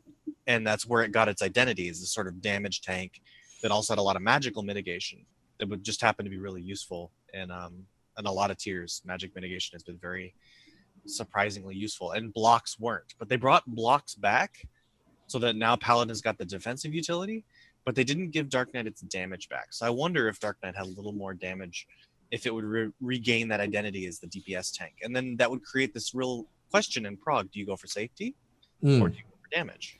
And I like that. Yeah. I mean, knowing Square Enix. Sorry. Yeah, so, Arthars, be quiet. You talk too much. All right. No. I should say that those were the questions we were asking in Gordius and Midas. And I thought the tank balance was really good in Gordius and Midas. Sure, Dark Knight Warrior won, but Paladin was totally a contender. And the only reason Paladin fell short was because block was terrible back then. If block was fine, if it was the current block back in Gordius Midas, it would have been a legitimate question which do we take, Dark Knight Warrior or do we take Paladin Warrior? Which one? And Right. it still was. Like back then, we still had a bunch of people that took Paladin. It's just that I think it was a little bit worse just because of the block. Mm-hmm. I'd like to see that. Cooldowns. Yeah. Yeah, and cooldowns. Cooldowns lined up really a lot better with Dark I Knight. like Just that because idea. Give us some more damage. And So is that that'll- it? Do we that's just its identity? we boost the damage of Dark Knight? It's going to be damage. Don't give Square Enix too much credit. They already said party utility, the pop buffs is out of question for the 4.x series already. Although I know a lot of us would say, like I was saying earlier, AoE shield, yay, problem solved. Okay, if they can find a way to balance how to make AoE shield. But I don't think they already said it won't be in 4.x series. Like Larry says, probably next expansion. This time, you possibly can't expect a developer. Warrior was a risky move they actually took, but they took Warrior action really quickly. 4.1, they already start doing it. 4.2, they did a minor adjustment. Okay, if not quite major adjustment for inner release. But it's okay. You really expect them to do like 4.35, 4.4 to start adjusting major revamp of Dark Knight? I don't think so. For Square Enix, it's going to be very simple. They're going to raise the potency of Blood Spiller. They're going to raise the potency of Soul Eater. They're going to somehow, I hope, that they finally will remember that Dark Passenger is a thing. Please! Buff it. These three steps, simple. They just do this. Now, put a band-aid on Dark Knight, like Kionu says. Now Dark Knight will come in as a better DPS. Mm-hmm. Maybe better than Paladin. I'm not sure whether being better than Paladin means they're better than Warrior. I'm not really informed or really go into analyzing the three tanks DPS right now. Mm-hmm. I would assume Warrior is number 1 right now. Paladin is number 2. Dark Knight is number 3. Let's just say if they would somehow make a buff to make Dark Knight damage better than Paladin, then keeping whatever Dark Knight tools is, then yeah, people will choose. Like Kionu says, do you go for safety or do you go for more DPS? At the same time, for Savage, definitely no problem. Savage really doesn't have a problem, but this will make it like spice it up, and then progression you will depend. Sometimes you can have really good healer, play safe healer that somehow gives you more mitigation, but then you have a tank that is like doing shit damage. So maybe in those situations, you take a Dark Knight over, you have your healer to already do the job for you. But it's up to you, right? But for Square Enix, I feel that this is what they're just going to do. Just damage increase. I don't see them how they will. I think you're right. Pace a AoE shield right now, Okay, so after this, I'm going to go a quick sidetrack here because I want to ask everybody here, everybody on the show and everybody in the chat, because this was brought up on YouTube, because it's funny for me to go through these YouTube comments. And so one of the things that people talked crap about Arthas was that they couldn't understand Arthas. Can everybody understand Arthas clearly? Yeah. Yeah, absolutely. All right. I'm curious what chat says about this too, because I understood every single word. And so I was just thinking about that. I was like, why would there be any difficulty? So sorry to put you on the spot there, Arthas, but I wanted just to point that out real quick. Just so it was addressed. I'm a Russian, so I'm actually a Russian. I'm a Russian streamer. Okay. I'm a Russian League of Legends streamer, so maybe they don't understand my Russian sometimes, Suka blade. Yeah, I know. Okay. I understand. Looks like chat pretty much understands it, so that's good. It's good. Yeah. The last thing on the PvE balances that they're planning to do is with Samurai, of course, right? Samurai. Of course, right? Samurai. So what are we saying? So we don't know what to do with Samurai. Exactly. When they say Samurai is in the buff, my first reaction is, are you fucking kidding me right now? And then they say the second thing, we will be buffing the damage. I'm like, of course. What else could you have done? It's the same shoe for Dark Knight. It's the exact same shoe for Dark Knight. What else could you have done right now? Hey man, they could have buffed Merciful Eyes. They could have buffed the heal. They should. I think they should. Or do something about it. I actually think they should, but they are not smart enough. They are just not smart enough. They don't even know their own game, actually. Okay, I'm sorry that a little bit of the real me starts coming out. I'm sorry that you bash on the company. Yeah. But they are not smart enough. That's a fact, right? That's when a they fact. When they came out and say... I mean, dude, Samurai needs a buff? Yeah, we all know that. More damage? No.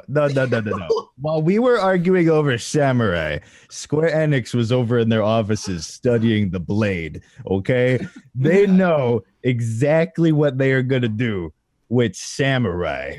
Yeah. I have faith. Probably. They're very smart, and they've studied the blade, so they know what to do. Yeah, we don't know. They're gonna we give it have no two clue. swords. 2 swords.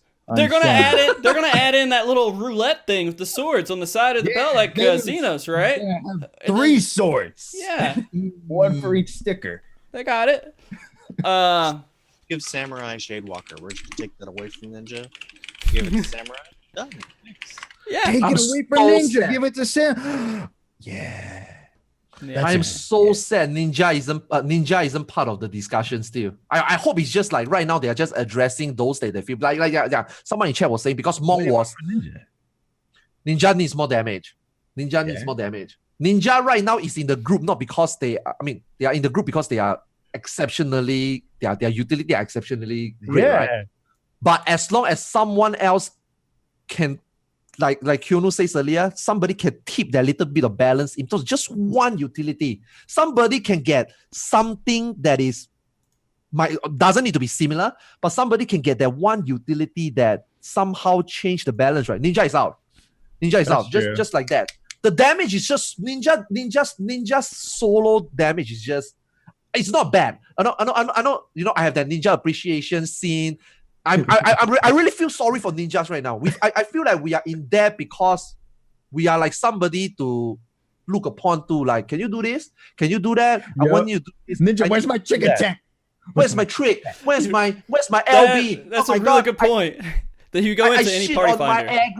I shit on my aggro. Can you smoke screen me? Wait.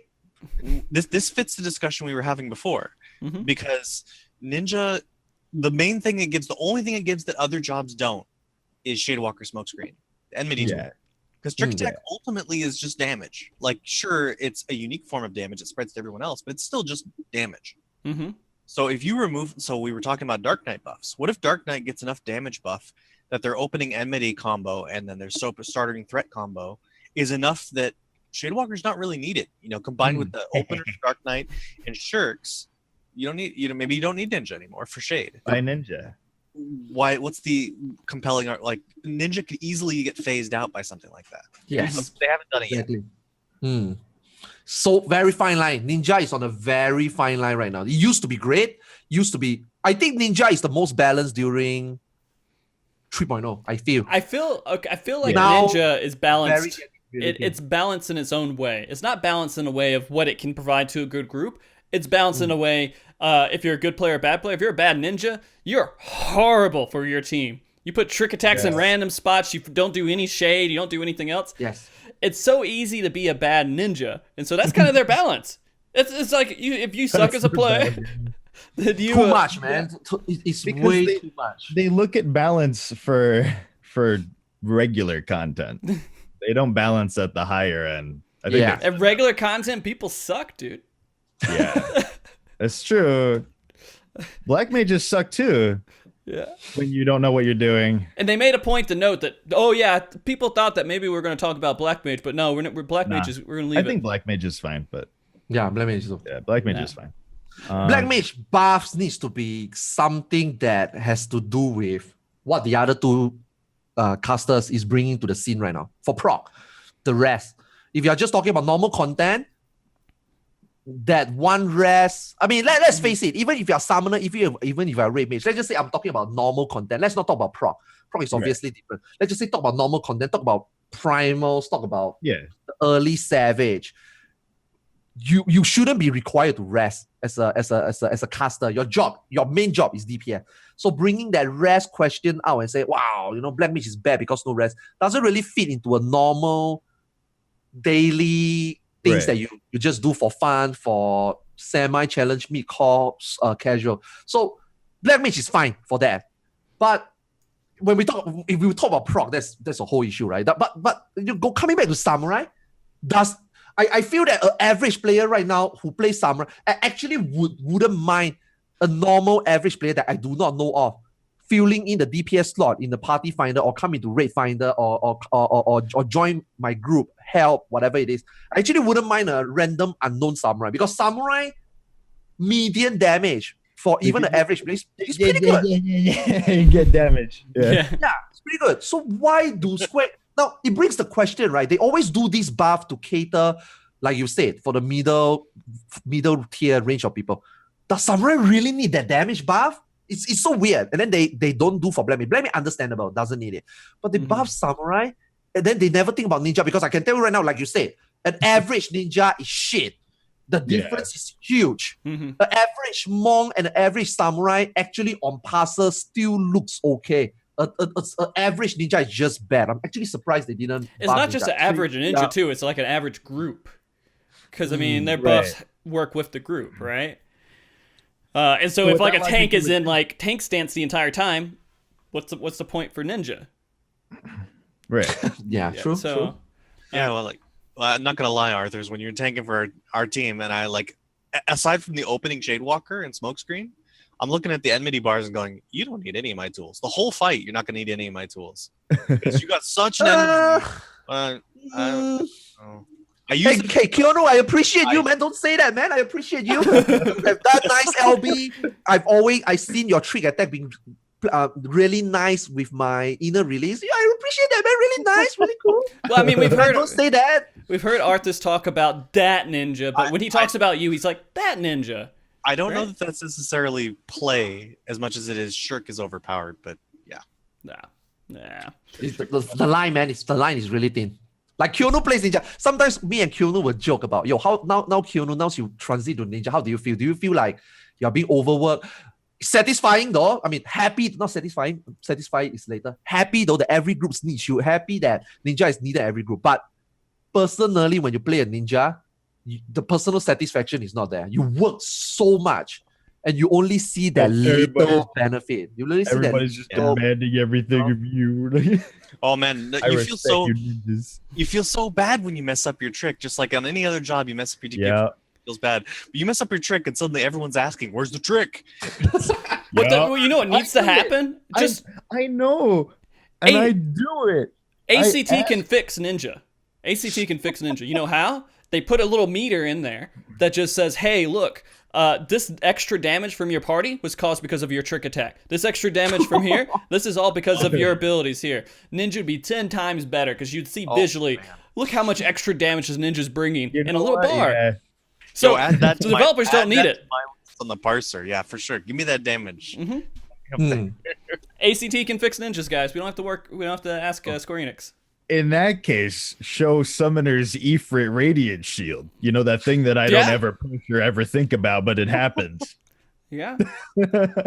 All right. So for the PvE stuff, I feel like we've spent a good hour and a half going over a lot of the content that went into PvE.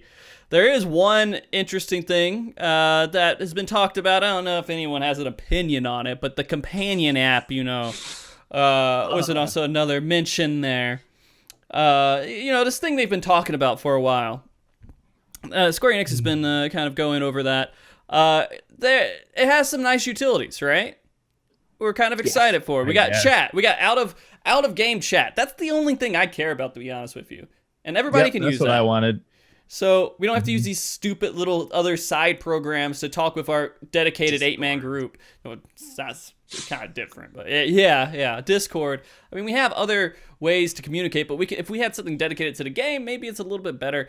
Do you guys think that people are going to start using the companion app for chat, or are they just going to stick to their programs? I think so. Yeah? Definitely will have. For FCs. Probably, but it depends how easy it is to use if it sticks around. That's true. Yeah. Depends on the interface and everything. I mean, it looked I think okay. JP will definitely use it. JPs will definitely use it. But static, we already have Discord. But let's just say, for example, I mean, UNAs definitely have Discord for even your FCs. Like, yeah, I assume that. But for us, we don't really talk in FC. We don't have a FC Discord. We only have like static, mainly static. So I can see more JP will use this, but like, I mean, myself included, I'm part of the NA, right? For us, we are ahead in technological gadget. will we really use it on chat? Yeah, depends on interface, So- but There's a good point that I just saw in chat. The blob emoji goes with Discord. If they don't have a blob emoji equivalent for the companion app, I mean, you're kind of... Oh shit, you're right. Emojis are a big allure of Discord for sure. It's Yeah. You're huge. right. How are they going to compete? There's no emojis. Yeah? That we know I don't of. think there is. No, it's no emojis. It's using the game. It'll show up in the game. So Yeah. you know, The other it's thing... just game chat. Okay, so chat, we have ways around that. The other thing is schedule, right? We got a raid schedule. That's pretty cool. That's cool. That seems like we're going to use it, but does your team need that most of the time? Do you think they're actually going to go forward and say, hey, we do alter our raids. Sometimes we do it this day and sometimes we do it this day. Let's put it up on the schedule so it makes sense. Or are people just going to say, I just know to show up at 6 o'clock Monday to Wednesday to Friday? I mean, sometimes people have shit going on, and you got to be like, okay, this day we got to start at this time instead, Yeah. and you can put that down. Yeah, I guess that's a good point. I mean, and if you don't communicate that through your chat program and people forget, yeah. I don't know. It I seems think it's a cool addition. it is cool. It is Yeah. cool. This should have been here. We all wanted this for quite a while. I'm just worried about the utility of it because I don't know if you guys remember this. They tried to make the Lodestone website work with kind of like a global party finder or a global like static finder or something. They're adding a group finder, right? And it was an official way of doing it on their website that I guess was perfectly convenient, but Nobody used. No one cared. Yeah. It just Yeah, and it doesn't use it. And it doesn't use it at all. does Like I JP said, use it? Yeah. JP uses the blog a lot. They Well, the post- blog, but not the Yeah. group thing, right? Where they can get a group together. Not sure about that actually. But I mean, they Well, they use use the blog. Lodestone a lot. They Yeah. mainly use the blog. Yeah. Interesting. So I'm kind of curious. I'm scared that the companion app's just gonna flop really bad, and that it's not gonna be. So. You think? Okay. I don't think so. Nah, because it's gonna work. think of like mid-core people, mid-core players and casual players. They go on to socialize. It's a social game. They go Yeah. on to socialize and talk with their FC members and their friends. Sometimes True. people don't even play and they're just there talking. So the companion app will be a way to always be connected and always be able to talk in FC chat and link Mhm. shell chats and stuff like that. If it supports FC chat, 100%, I agree with Larry. Does it support FC chat? I didn't know if that was announced Yeah. or if it was just like you have group chats and then you have DMs. Oh, do we not know that? I don't thought know it if- said it. I don't know if it's like this is your in-game FC chat and it works. I think it's like its own independent chat, right? It's not something that's Oh, maybe I don't know. It would be nice if they did incorporate FC chat. I think that would Because- be great. When you're going through Oh. it, you don't really connect to the game until you start working with the market board. From what I remember, so I don't know. So it's not actually. Well, then crap. I could understand that Forget what I incorrectly. said. Yeah, I No, don't I know for think- sure. I think you're right that it's like a messaging just between the app. Yeah, and so there's Like- nothing confirmed. Yeah, I And guess we'll have to see, but yeah, if it's not linked into the in-game chats, then it's not. No one's really gonna care. I mean, I think so too, then. so we'll see. Arthas, Yeah. you thought it was with the FC chat, right? Didn't you? I actually didn't really pay so much attention during the app. I just thought that it's like, I mean, I look at all the functionality. I'm like, yeah, no, I'm probably not gonna really use it at all. We haven't talked about the utilities, right? But right now we are talking about chat. Honestly, I just don't see. Maybe depends on your static. Whether your static want to make it a thing. I still think that if there's a better way like Discord, voice chat, you would definitely use Discord. But let's just say somehow you don't have access to Discord. This is like now this is tricky, right? Because if for example my group wants to use it, now I have one more thing to look after. Now I actually have to look at it every single day. Someone didn't post in Discord. Maybe did they post in the app? Now I have one more thing to Yeah, I have you one more gotta thing have to a look about. dedicated one or the other. Yeah, so it's like I'm a little bit skeptical with this, but it's like I don't think it will affect me that much. But I think it can help a lot of people, like the more casual people who are outside. You know, for me, right now, if I were to just go through all the whole thing about whether it's platinum plan or not, if I were to go down the whole list, right, I'm not gonna touch any of those features at all. Because I'll be sitting here when I'm streaming and playing Final Fantasy for the 5-6 hours, I do everything I need to do already. How many times do you really need a day to remotely somehow, in the subway train? Oh, let me adjust my inventory. You don't have a weird thing. That's a that could be move my inventory around. Yeah, like, oh my god, nothing to do. Maybe I should. I want my potions to be over here. Yeah, I can move my potions. The market board stuff I can understand, but like the whole inventory thing, I mean, you need the inventory to put stuff on the market board. I think that's the only way that really relates. Kyo. Yeah, like get stuff out. Yeah, maybe. So for me, the app, I think it's a good quality of life, something that we need. Is this something that everybody will use? I don't think so. But it's a good addition. I think it's a good addition. I think I want to say this, though, Kionu, we needed this during Final Fantasy 11. And we didn't. That now, was finally, 10 years later, it's in 14. So, a little bit late. There's so much stuff right now, like it's a little bit late. The people that are like crazy crafters and make billions of gil on market boards, it's going to be awesome for them. Are they going to spend money? They're going to spend real money when they could just be in front of their computer and they can do it. No. Like, let's say like they have a day job and they can't be at their game. If they have a day job, they're not going to be controlling the market. They can, while they're sleeping, they can auto controlling the markets with their Kupo nuts. Okay, for us, you take your Kupo nut and you give it to the Moogle, and now this Moogle is a bot. And every time that somebody undercuts you, you undercut them, and you're like, bitch, I'm the best price. The Moogle coins. Yeah, and the nuts. And that's how you get rich with Gil. You spend real money. There's so many other ways to cheat the system besides this. Okay. No. People are going to spend so much money. Spend real life money so they can remotely cheat the system manually instead of going through all the other AFK bot abuse stuff that they could do. Yeah. Okay. So you think they're gonna invest in those Kupo coins or whatever they were called? There's Moogle coins, and then there's Kupo nuts. And the Moogle coins are more valuable than the Kupo nuts because they have more ability to do more things with activity. Right? Did they say the coin is a currency that you buy? Did they say that? The coins you can buy those with Kupo nuts. No, you get nuts every day. And I was just gonna assume two nuts. If you wanted to use more than your daily allotted, you would probably need to buy something else. Probably coins to do more. Yeah. So it could be a microtransaction. It's it definitely is. Definitely is. You got the premium. This is monetization at its finest. You've got the premium one, which gives you an extra nut, so you get 2 nuts every day. And then you have the Moogle coins, and you can buy them with real money. If you don't have enough Moogle coins, you could buy them with real money, or you could exchange your nuts from them. Okay, yeah. You guys are kids. You guys need to, be a little more mature here. Yeah. This is serious. I apologize. I know this is a serious conversation. We're not trying to be nutty. We're trying to be straightforward here. But what's super serious about this, dude? We were looking at so $5 a month, right? Mm-hmm. Yeah. Process. So over the course of an entire year, you'd spend $60 on this premium. That's a lot of money. Oh yeah. Yep. But if you think about it, $60 buys you 365 extra nuts, right? One for every day. So that puts the value of each nut at 16 cents. So 730 nuts. Straight up said that it's 16 cents a nut. There you go. That's the cheap nut. 730 nuts a year.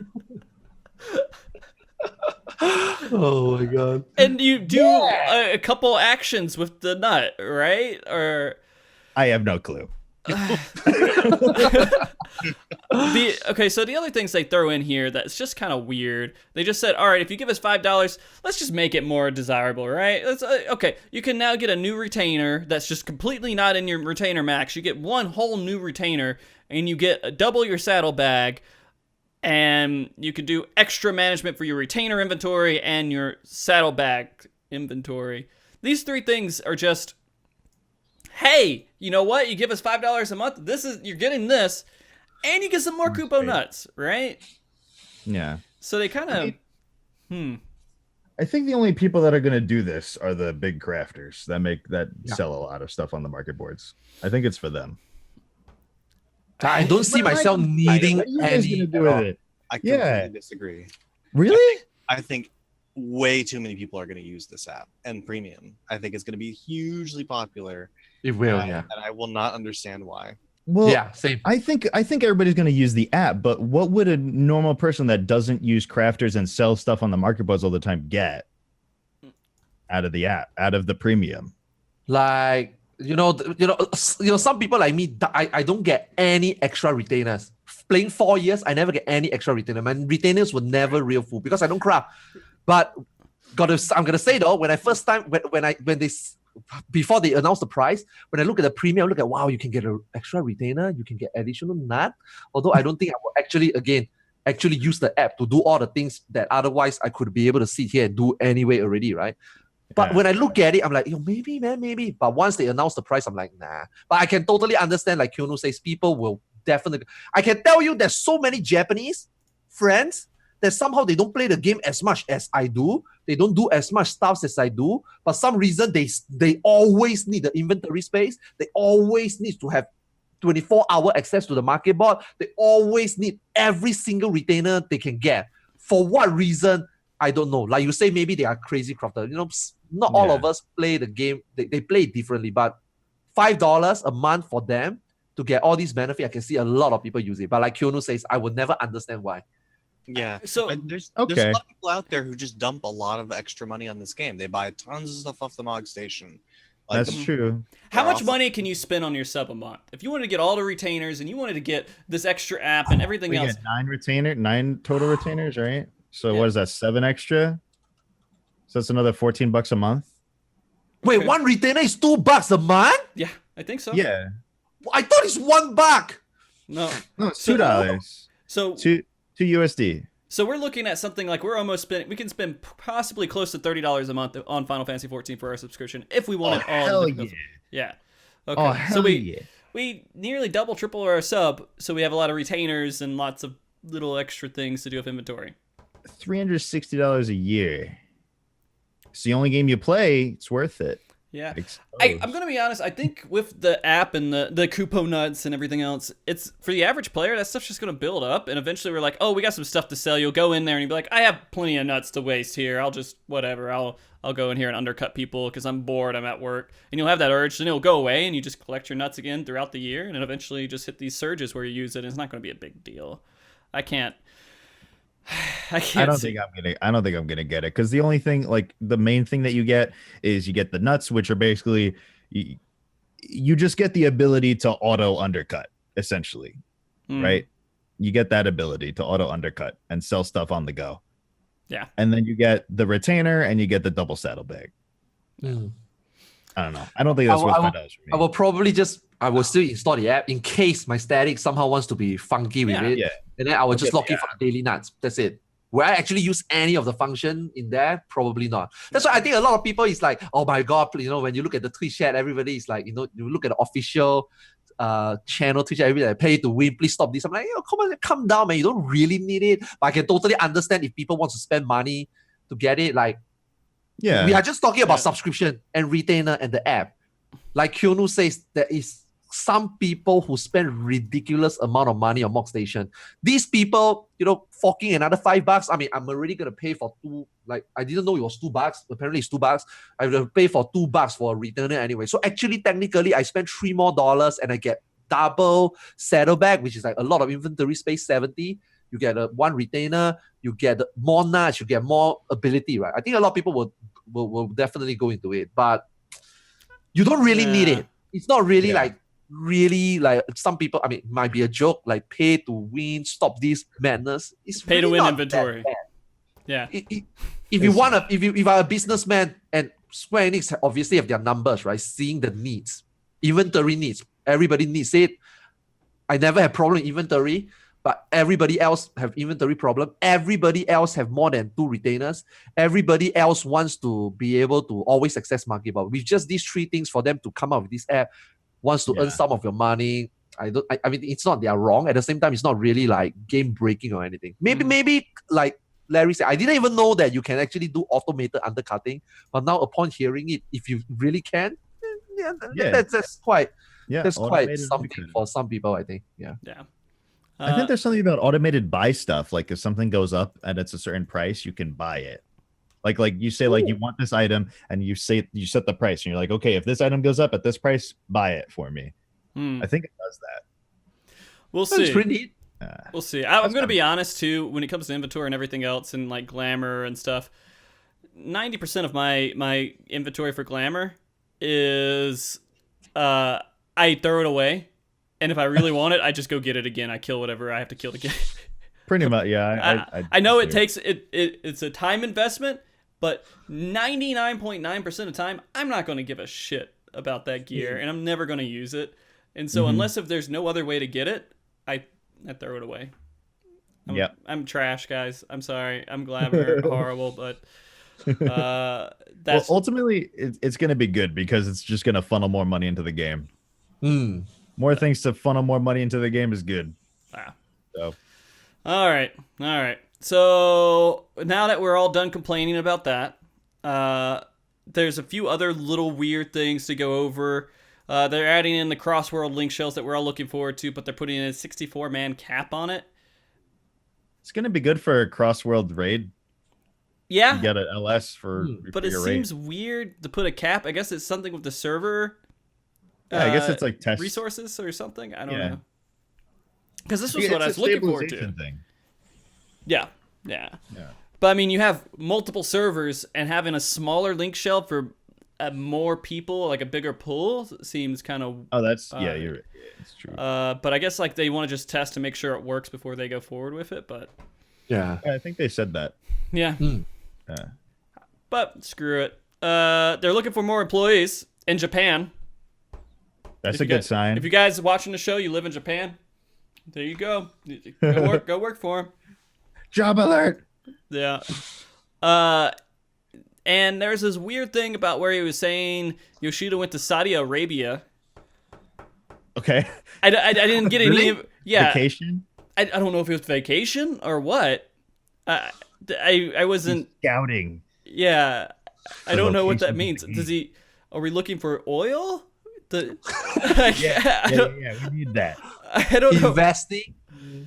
Maybe there's some PR. servers that they could put over there. PR, maybe.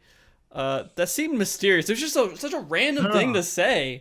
What sometimes like a game developers do is like they'll go to real world locations to get inspiration for designing maps and stuff. So we're going to go to a desert-like area for the next expansion or the next one. I've already done that, so maybe not. I can't think of it. I mean, there could be an Arabic type, I don't know, dungeon or theme that they're going to go for. I think we're reading into it too much. Maybe not. I don't know. It's just so weird to me. Why would she say that? It's just like, guys, I went to Saudi Arabia the other week. There you go, just random. My wine out of the crystal glass. Yeah, I don't know. All right. Well, those are the things that like I thought at least were interesting. There's some other stuff with PvP, but I'm going to save that for the next week episode where we're going to talk about PvP and everything else. Okay. Was there anything else that you guys wanted to just kind of harp on a bit that we kind of glanced over? There's a lot of stuff that I really didn't care about, but maybe you guys cared about it. I don't know. Housing updates. We got this cool new thing in the house. It's a paper, and you go into the house and you sign. You were here. I don't even remember. I was here. Hello, Larry. So now people can come to my house. You can leave a little signature. You say, "Hi, Larry. I was here." Guess fucking books, man. That's the coolest feature. What else was the other coolest feature they added? The glamour plate with the glamour plate for your squadrons. Didn't you really want that? What happened? What was like the idea? Where like somebody was just like in like eating lunch or just like, you know what? I went to this wedding recently and they had this guest book that was just out there. Yeah. What if people had that in their house? Yeah.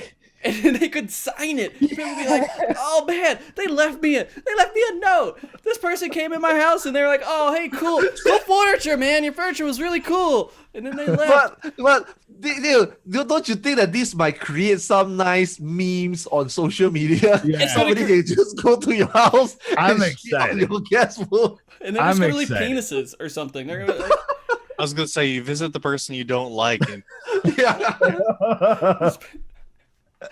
Oh, I'm so excited to see what comes of it. I don't understand. It's just people are gonna be like the OWO, just like every house, just OWO. They're just gonna house to house, and someone's just gonna be creeped out. Frosty, it's pronounced uwu. OWO. You gotta go. I'm not a loser who does memes. All right, come on. Come on. Jesus, that thing was beaten to the ground, man. Memes are cool. Okay. Oh, let's put OU in chat. Everybody can put OU. They can throw it in there. Okay. Are you for Ultima? Looking for ultimate group. Please assist. Oh my God, the party finder is gonna be horrible. Yeah. good luck getting through your entire ultimate prog without somebody hitting a mechanic and going, ooh, woo, what's this? Yeah, I'm pretty sure it's going to be like that. You know what? They're probably going to do this, too. They're just going to put that, and then they're just going to put X, and they're going to be like, just so they could throw the sex in there somehow. Maybe they can figure out some way to do that. I don't know how you would do that. Ultimate weapons. Yeah. Arthas, anything else standing out to you that we need to go over? No. Okay. I think, yeah. All right. Yeah. Okay. Kyo. I think we got it, man. That said, there was a lot of good stuff and like overview. I'm really excited about the upcoming patch. Okay. I think we all should be.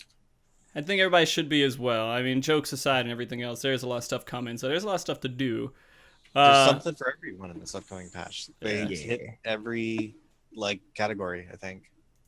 I'm more excited for this than next even patch. Yeah, same. Yeah.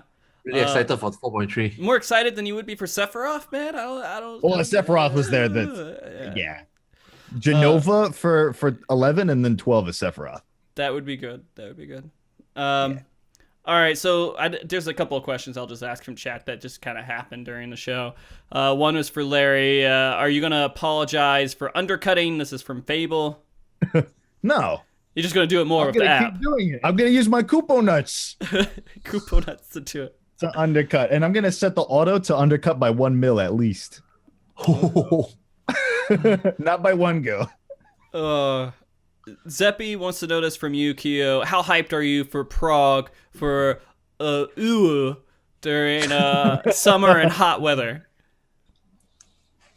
During summer with hot weather? Yeah, I don't know how that applies to you. Do you not have air conditioning? I got really good air conditioning, so the hot weather doesn't really bother me. Yeah. But I'm hyped as fuck, man. Super hyped. Yeah. Okay. I love difficult content.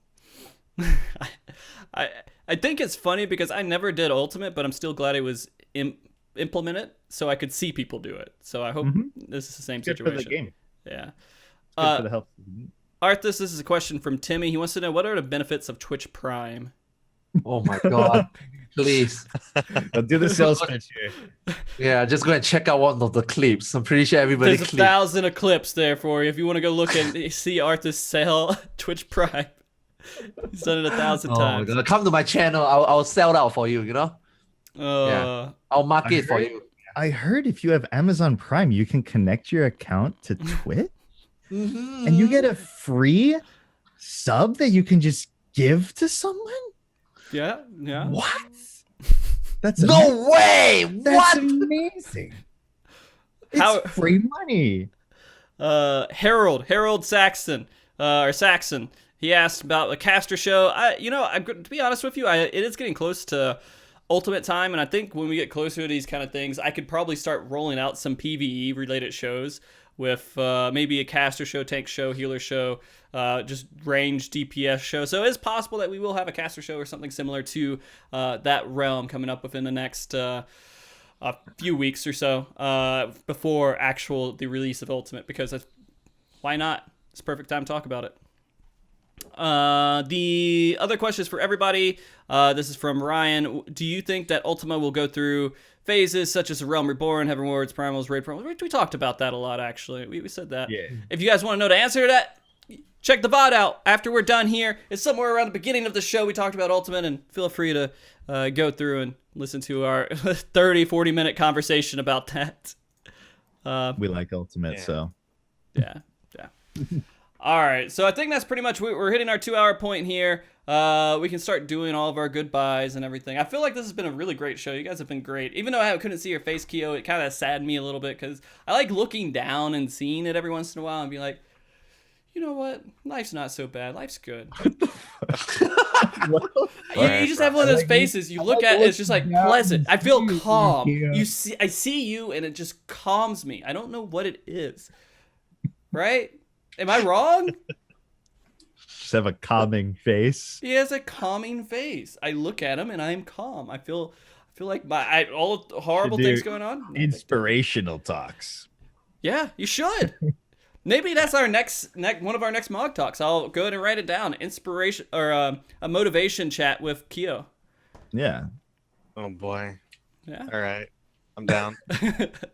All right. Let's go ahead and go through and do all of the shout outs. Everybody gets a shout out here. So thank you all for coming on the show. You guys have been amazing. Arthars, can you please shout yourself out? Tell everyone kind of, advertise yourself in some way and let people know how to find you.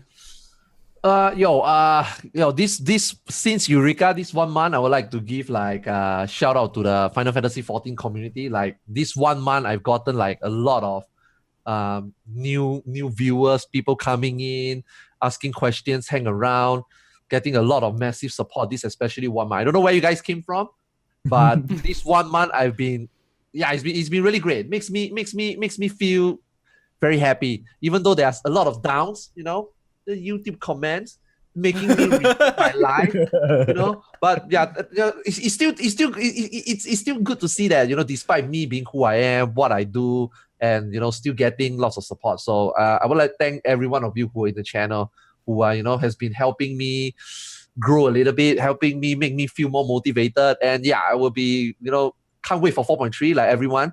We'll be streaming. I haven't actually been streaming Final Fantasy this much than I thought I would.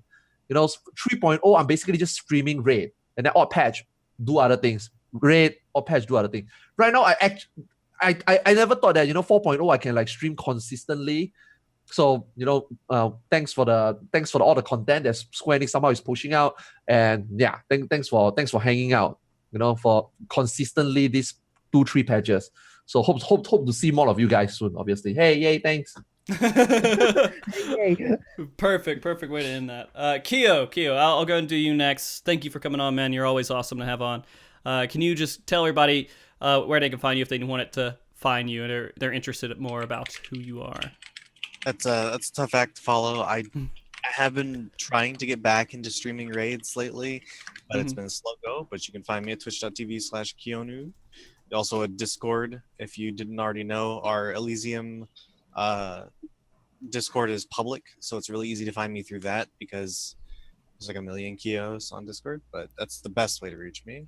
Of course, Twitter, it's underscores around the Kionu because Kionu was taken, so it works, dude. Yeah, it happens. Frosty was taken too. I don't know why. It's not a common name or anything. Yeah, that's strange.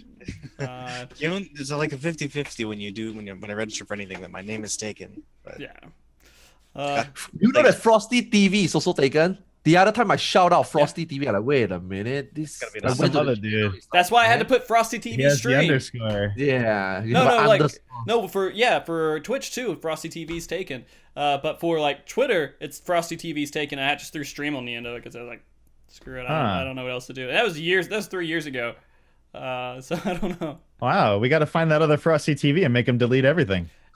That would be amazing if you could actually find the person who owns the account you want and convince them to give it to you.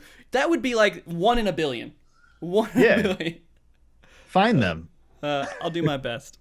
All right, Larry, you're the last here. Thank you so much for coming on. I love having you on, dude. You're always great. Thank you for having me. Of course. I love coming on. I always look forward to it.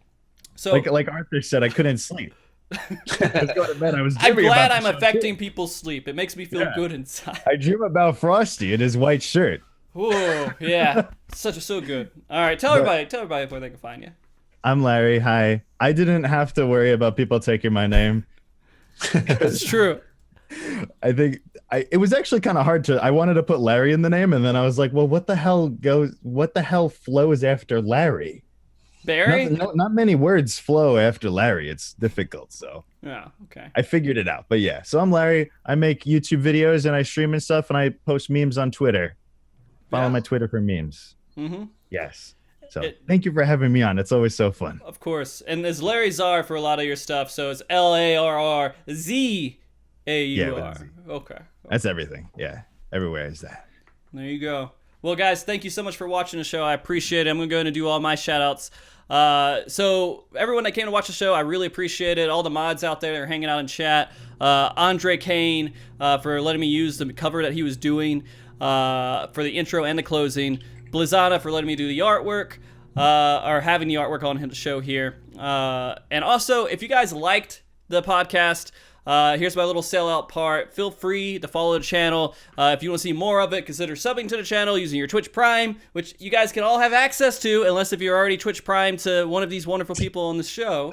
Twitch Prime. Twitch Prime is free. So exciting. Any spare bits that you got from random advertisers, throw them this way if you want to see more of this. Follow me on Twitter at FrostyTV Stream. Support the content. Send me things saying I'm doing things bad, doing things great, doing whatever.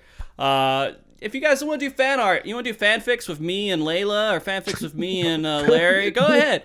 Send those in. I'd be happy for it. It makes me feel good. I like fan art and stuff, right?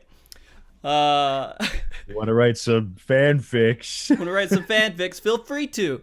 And so any support, I appreciate it, guys. I'm currently working on the Final Fantasy XIV progress site. There's a lot left I got to do with learning. I'm working with a new programming language that I haven't dealt a lot with. Once I'm done, I should be able to get something up before Savage is released. Or not Savage, sorry, Ultimate is released. And the plan with the website is to keep a key focus on the race itself. And then eventually we're going to start building all kinds of different support for progression with statics. Whether it be static recruitment, guides, so on. Next week. It's exciting. I hope so. I don't have to do a chat and a rate schedule anymore for the site, right? We got an app for it. MogTalk next week. We're going to do the PvP show. We're going to come in here. If you're interested in getting into PvP, just knowing what PvPers think that actually care about it and the state of PvP overall, feel free to come by. We'll do it at the same time next week. With that being said, everybody have a very good week. Remember to be good, keep cool, stay frosty. Goodbye. See ya. Bye. Bye. Can't see it, but I'm waving. Kyo's hand. Yeah. Is Kyo waving? Thanks. No, Larry's waving. Yeah. Well, actually, this is how deaf people cheer.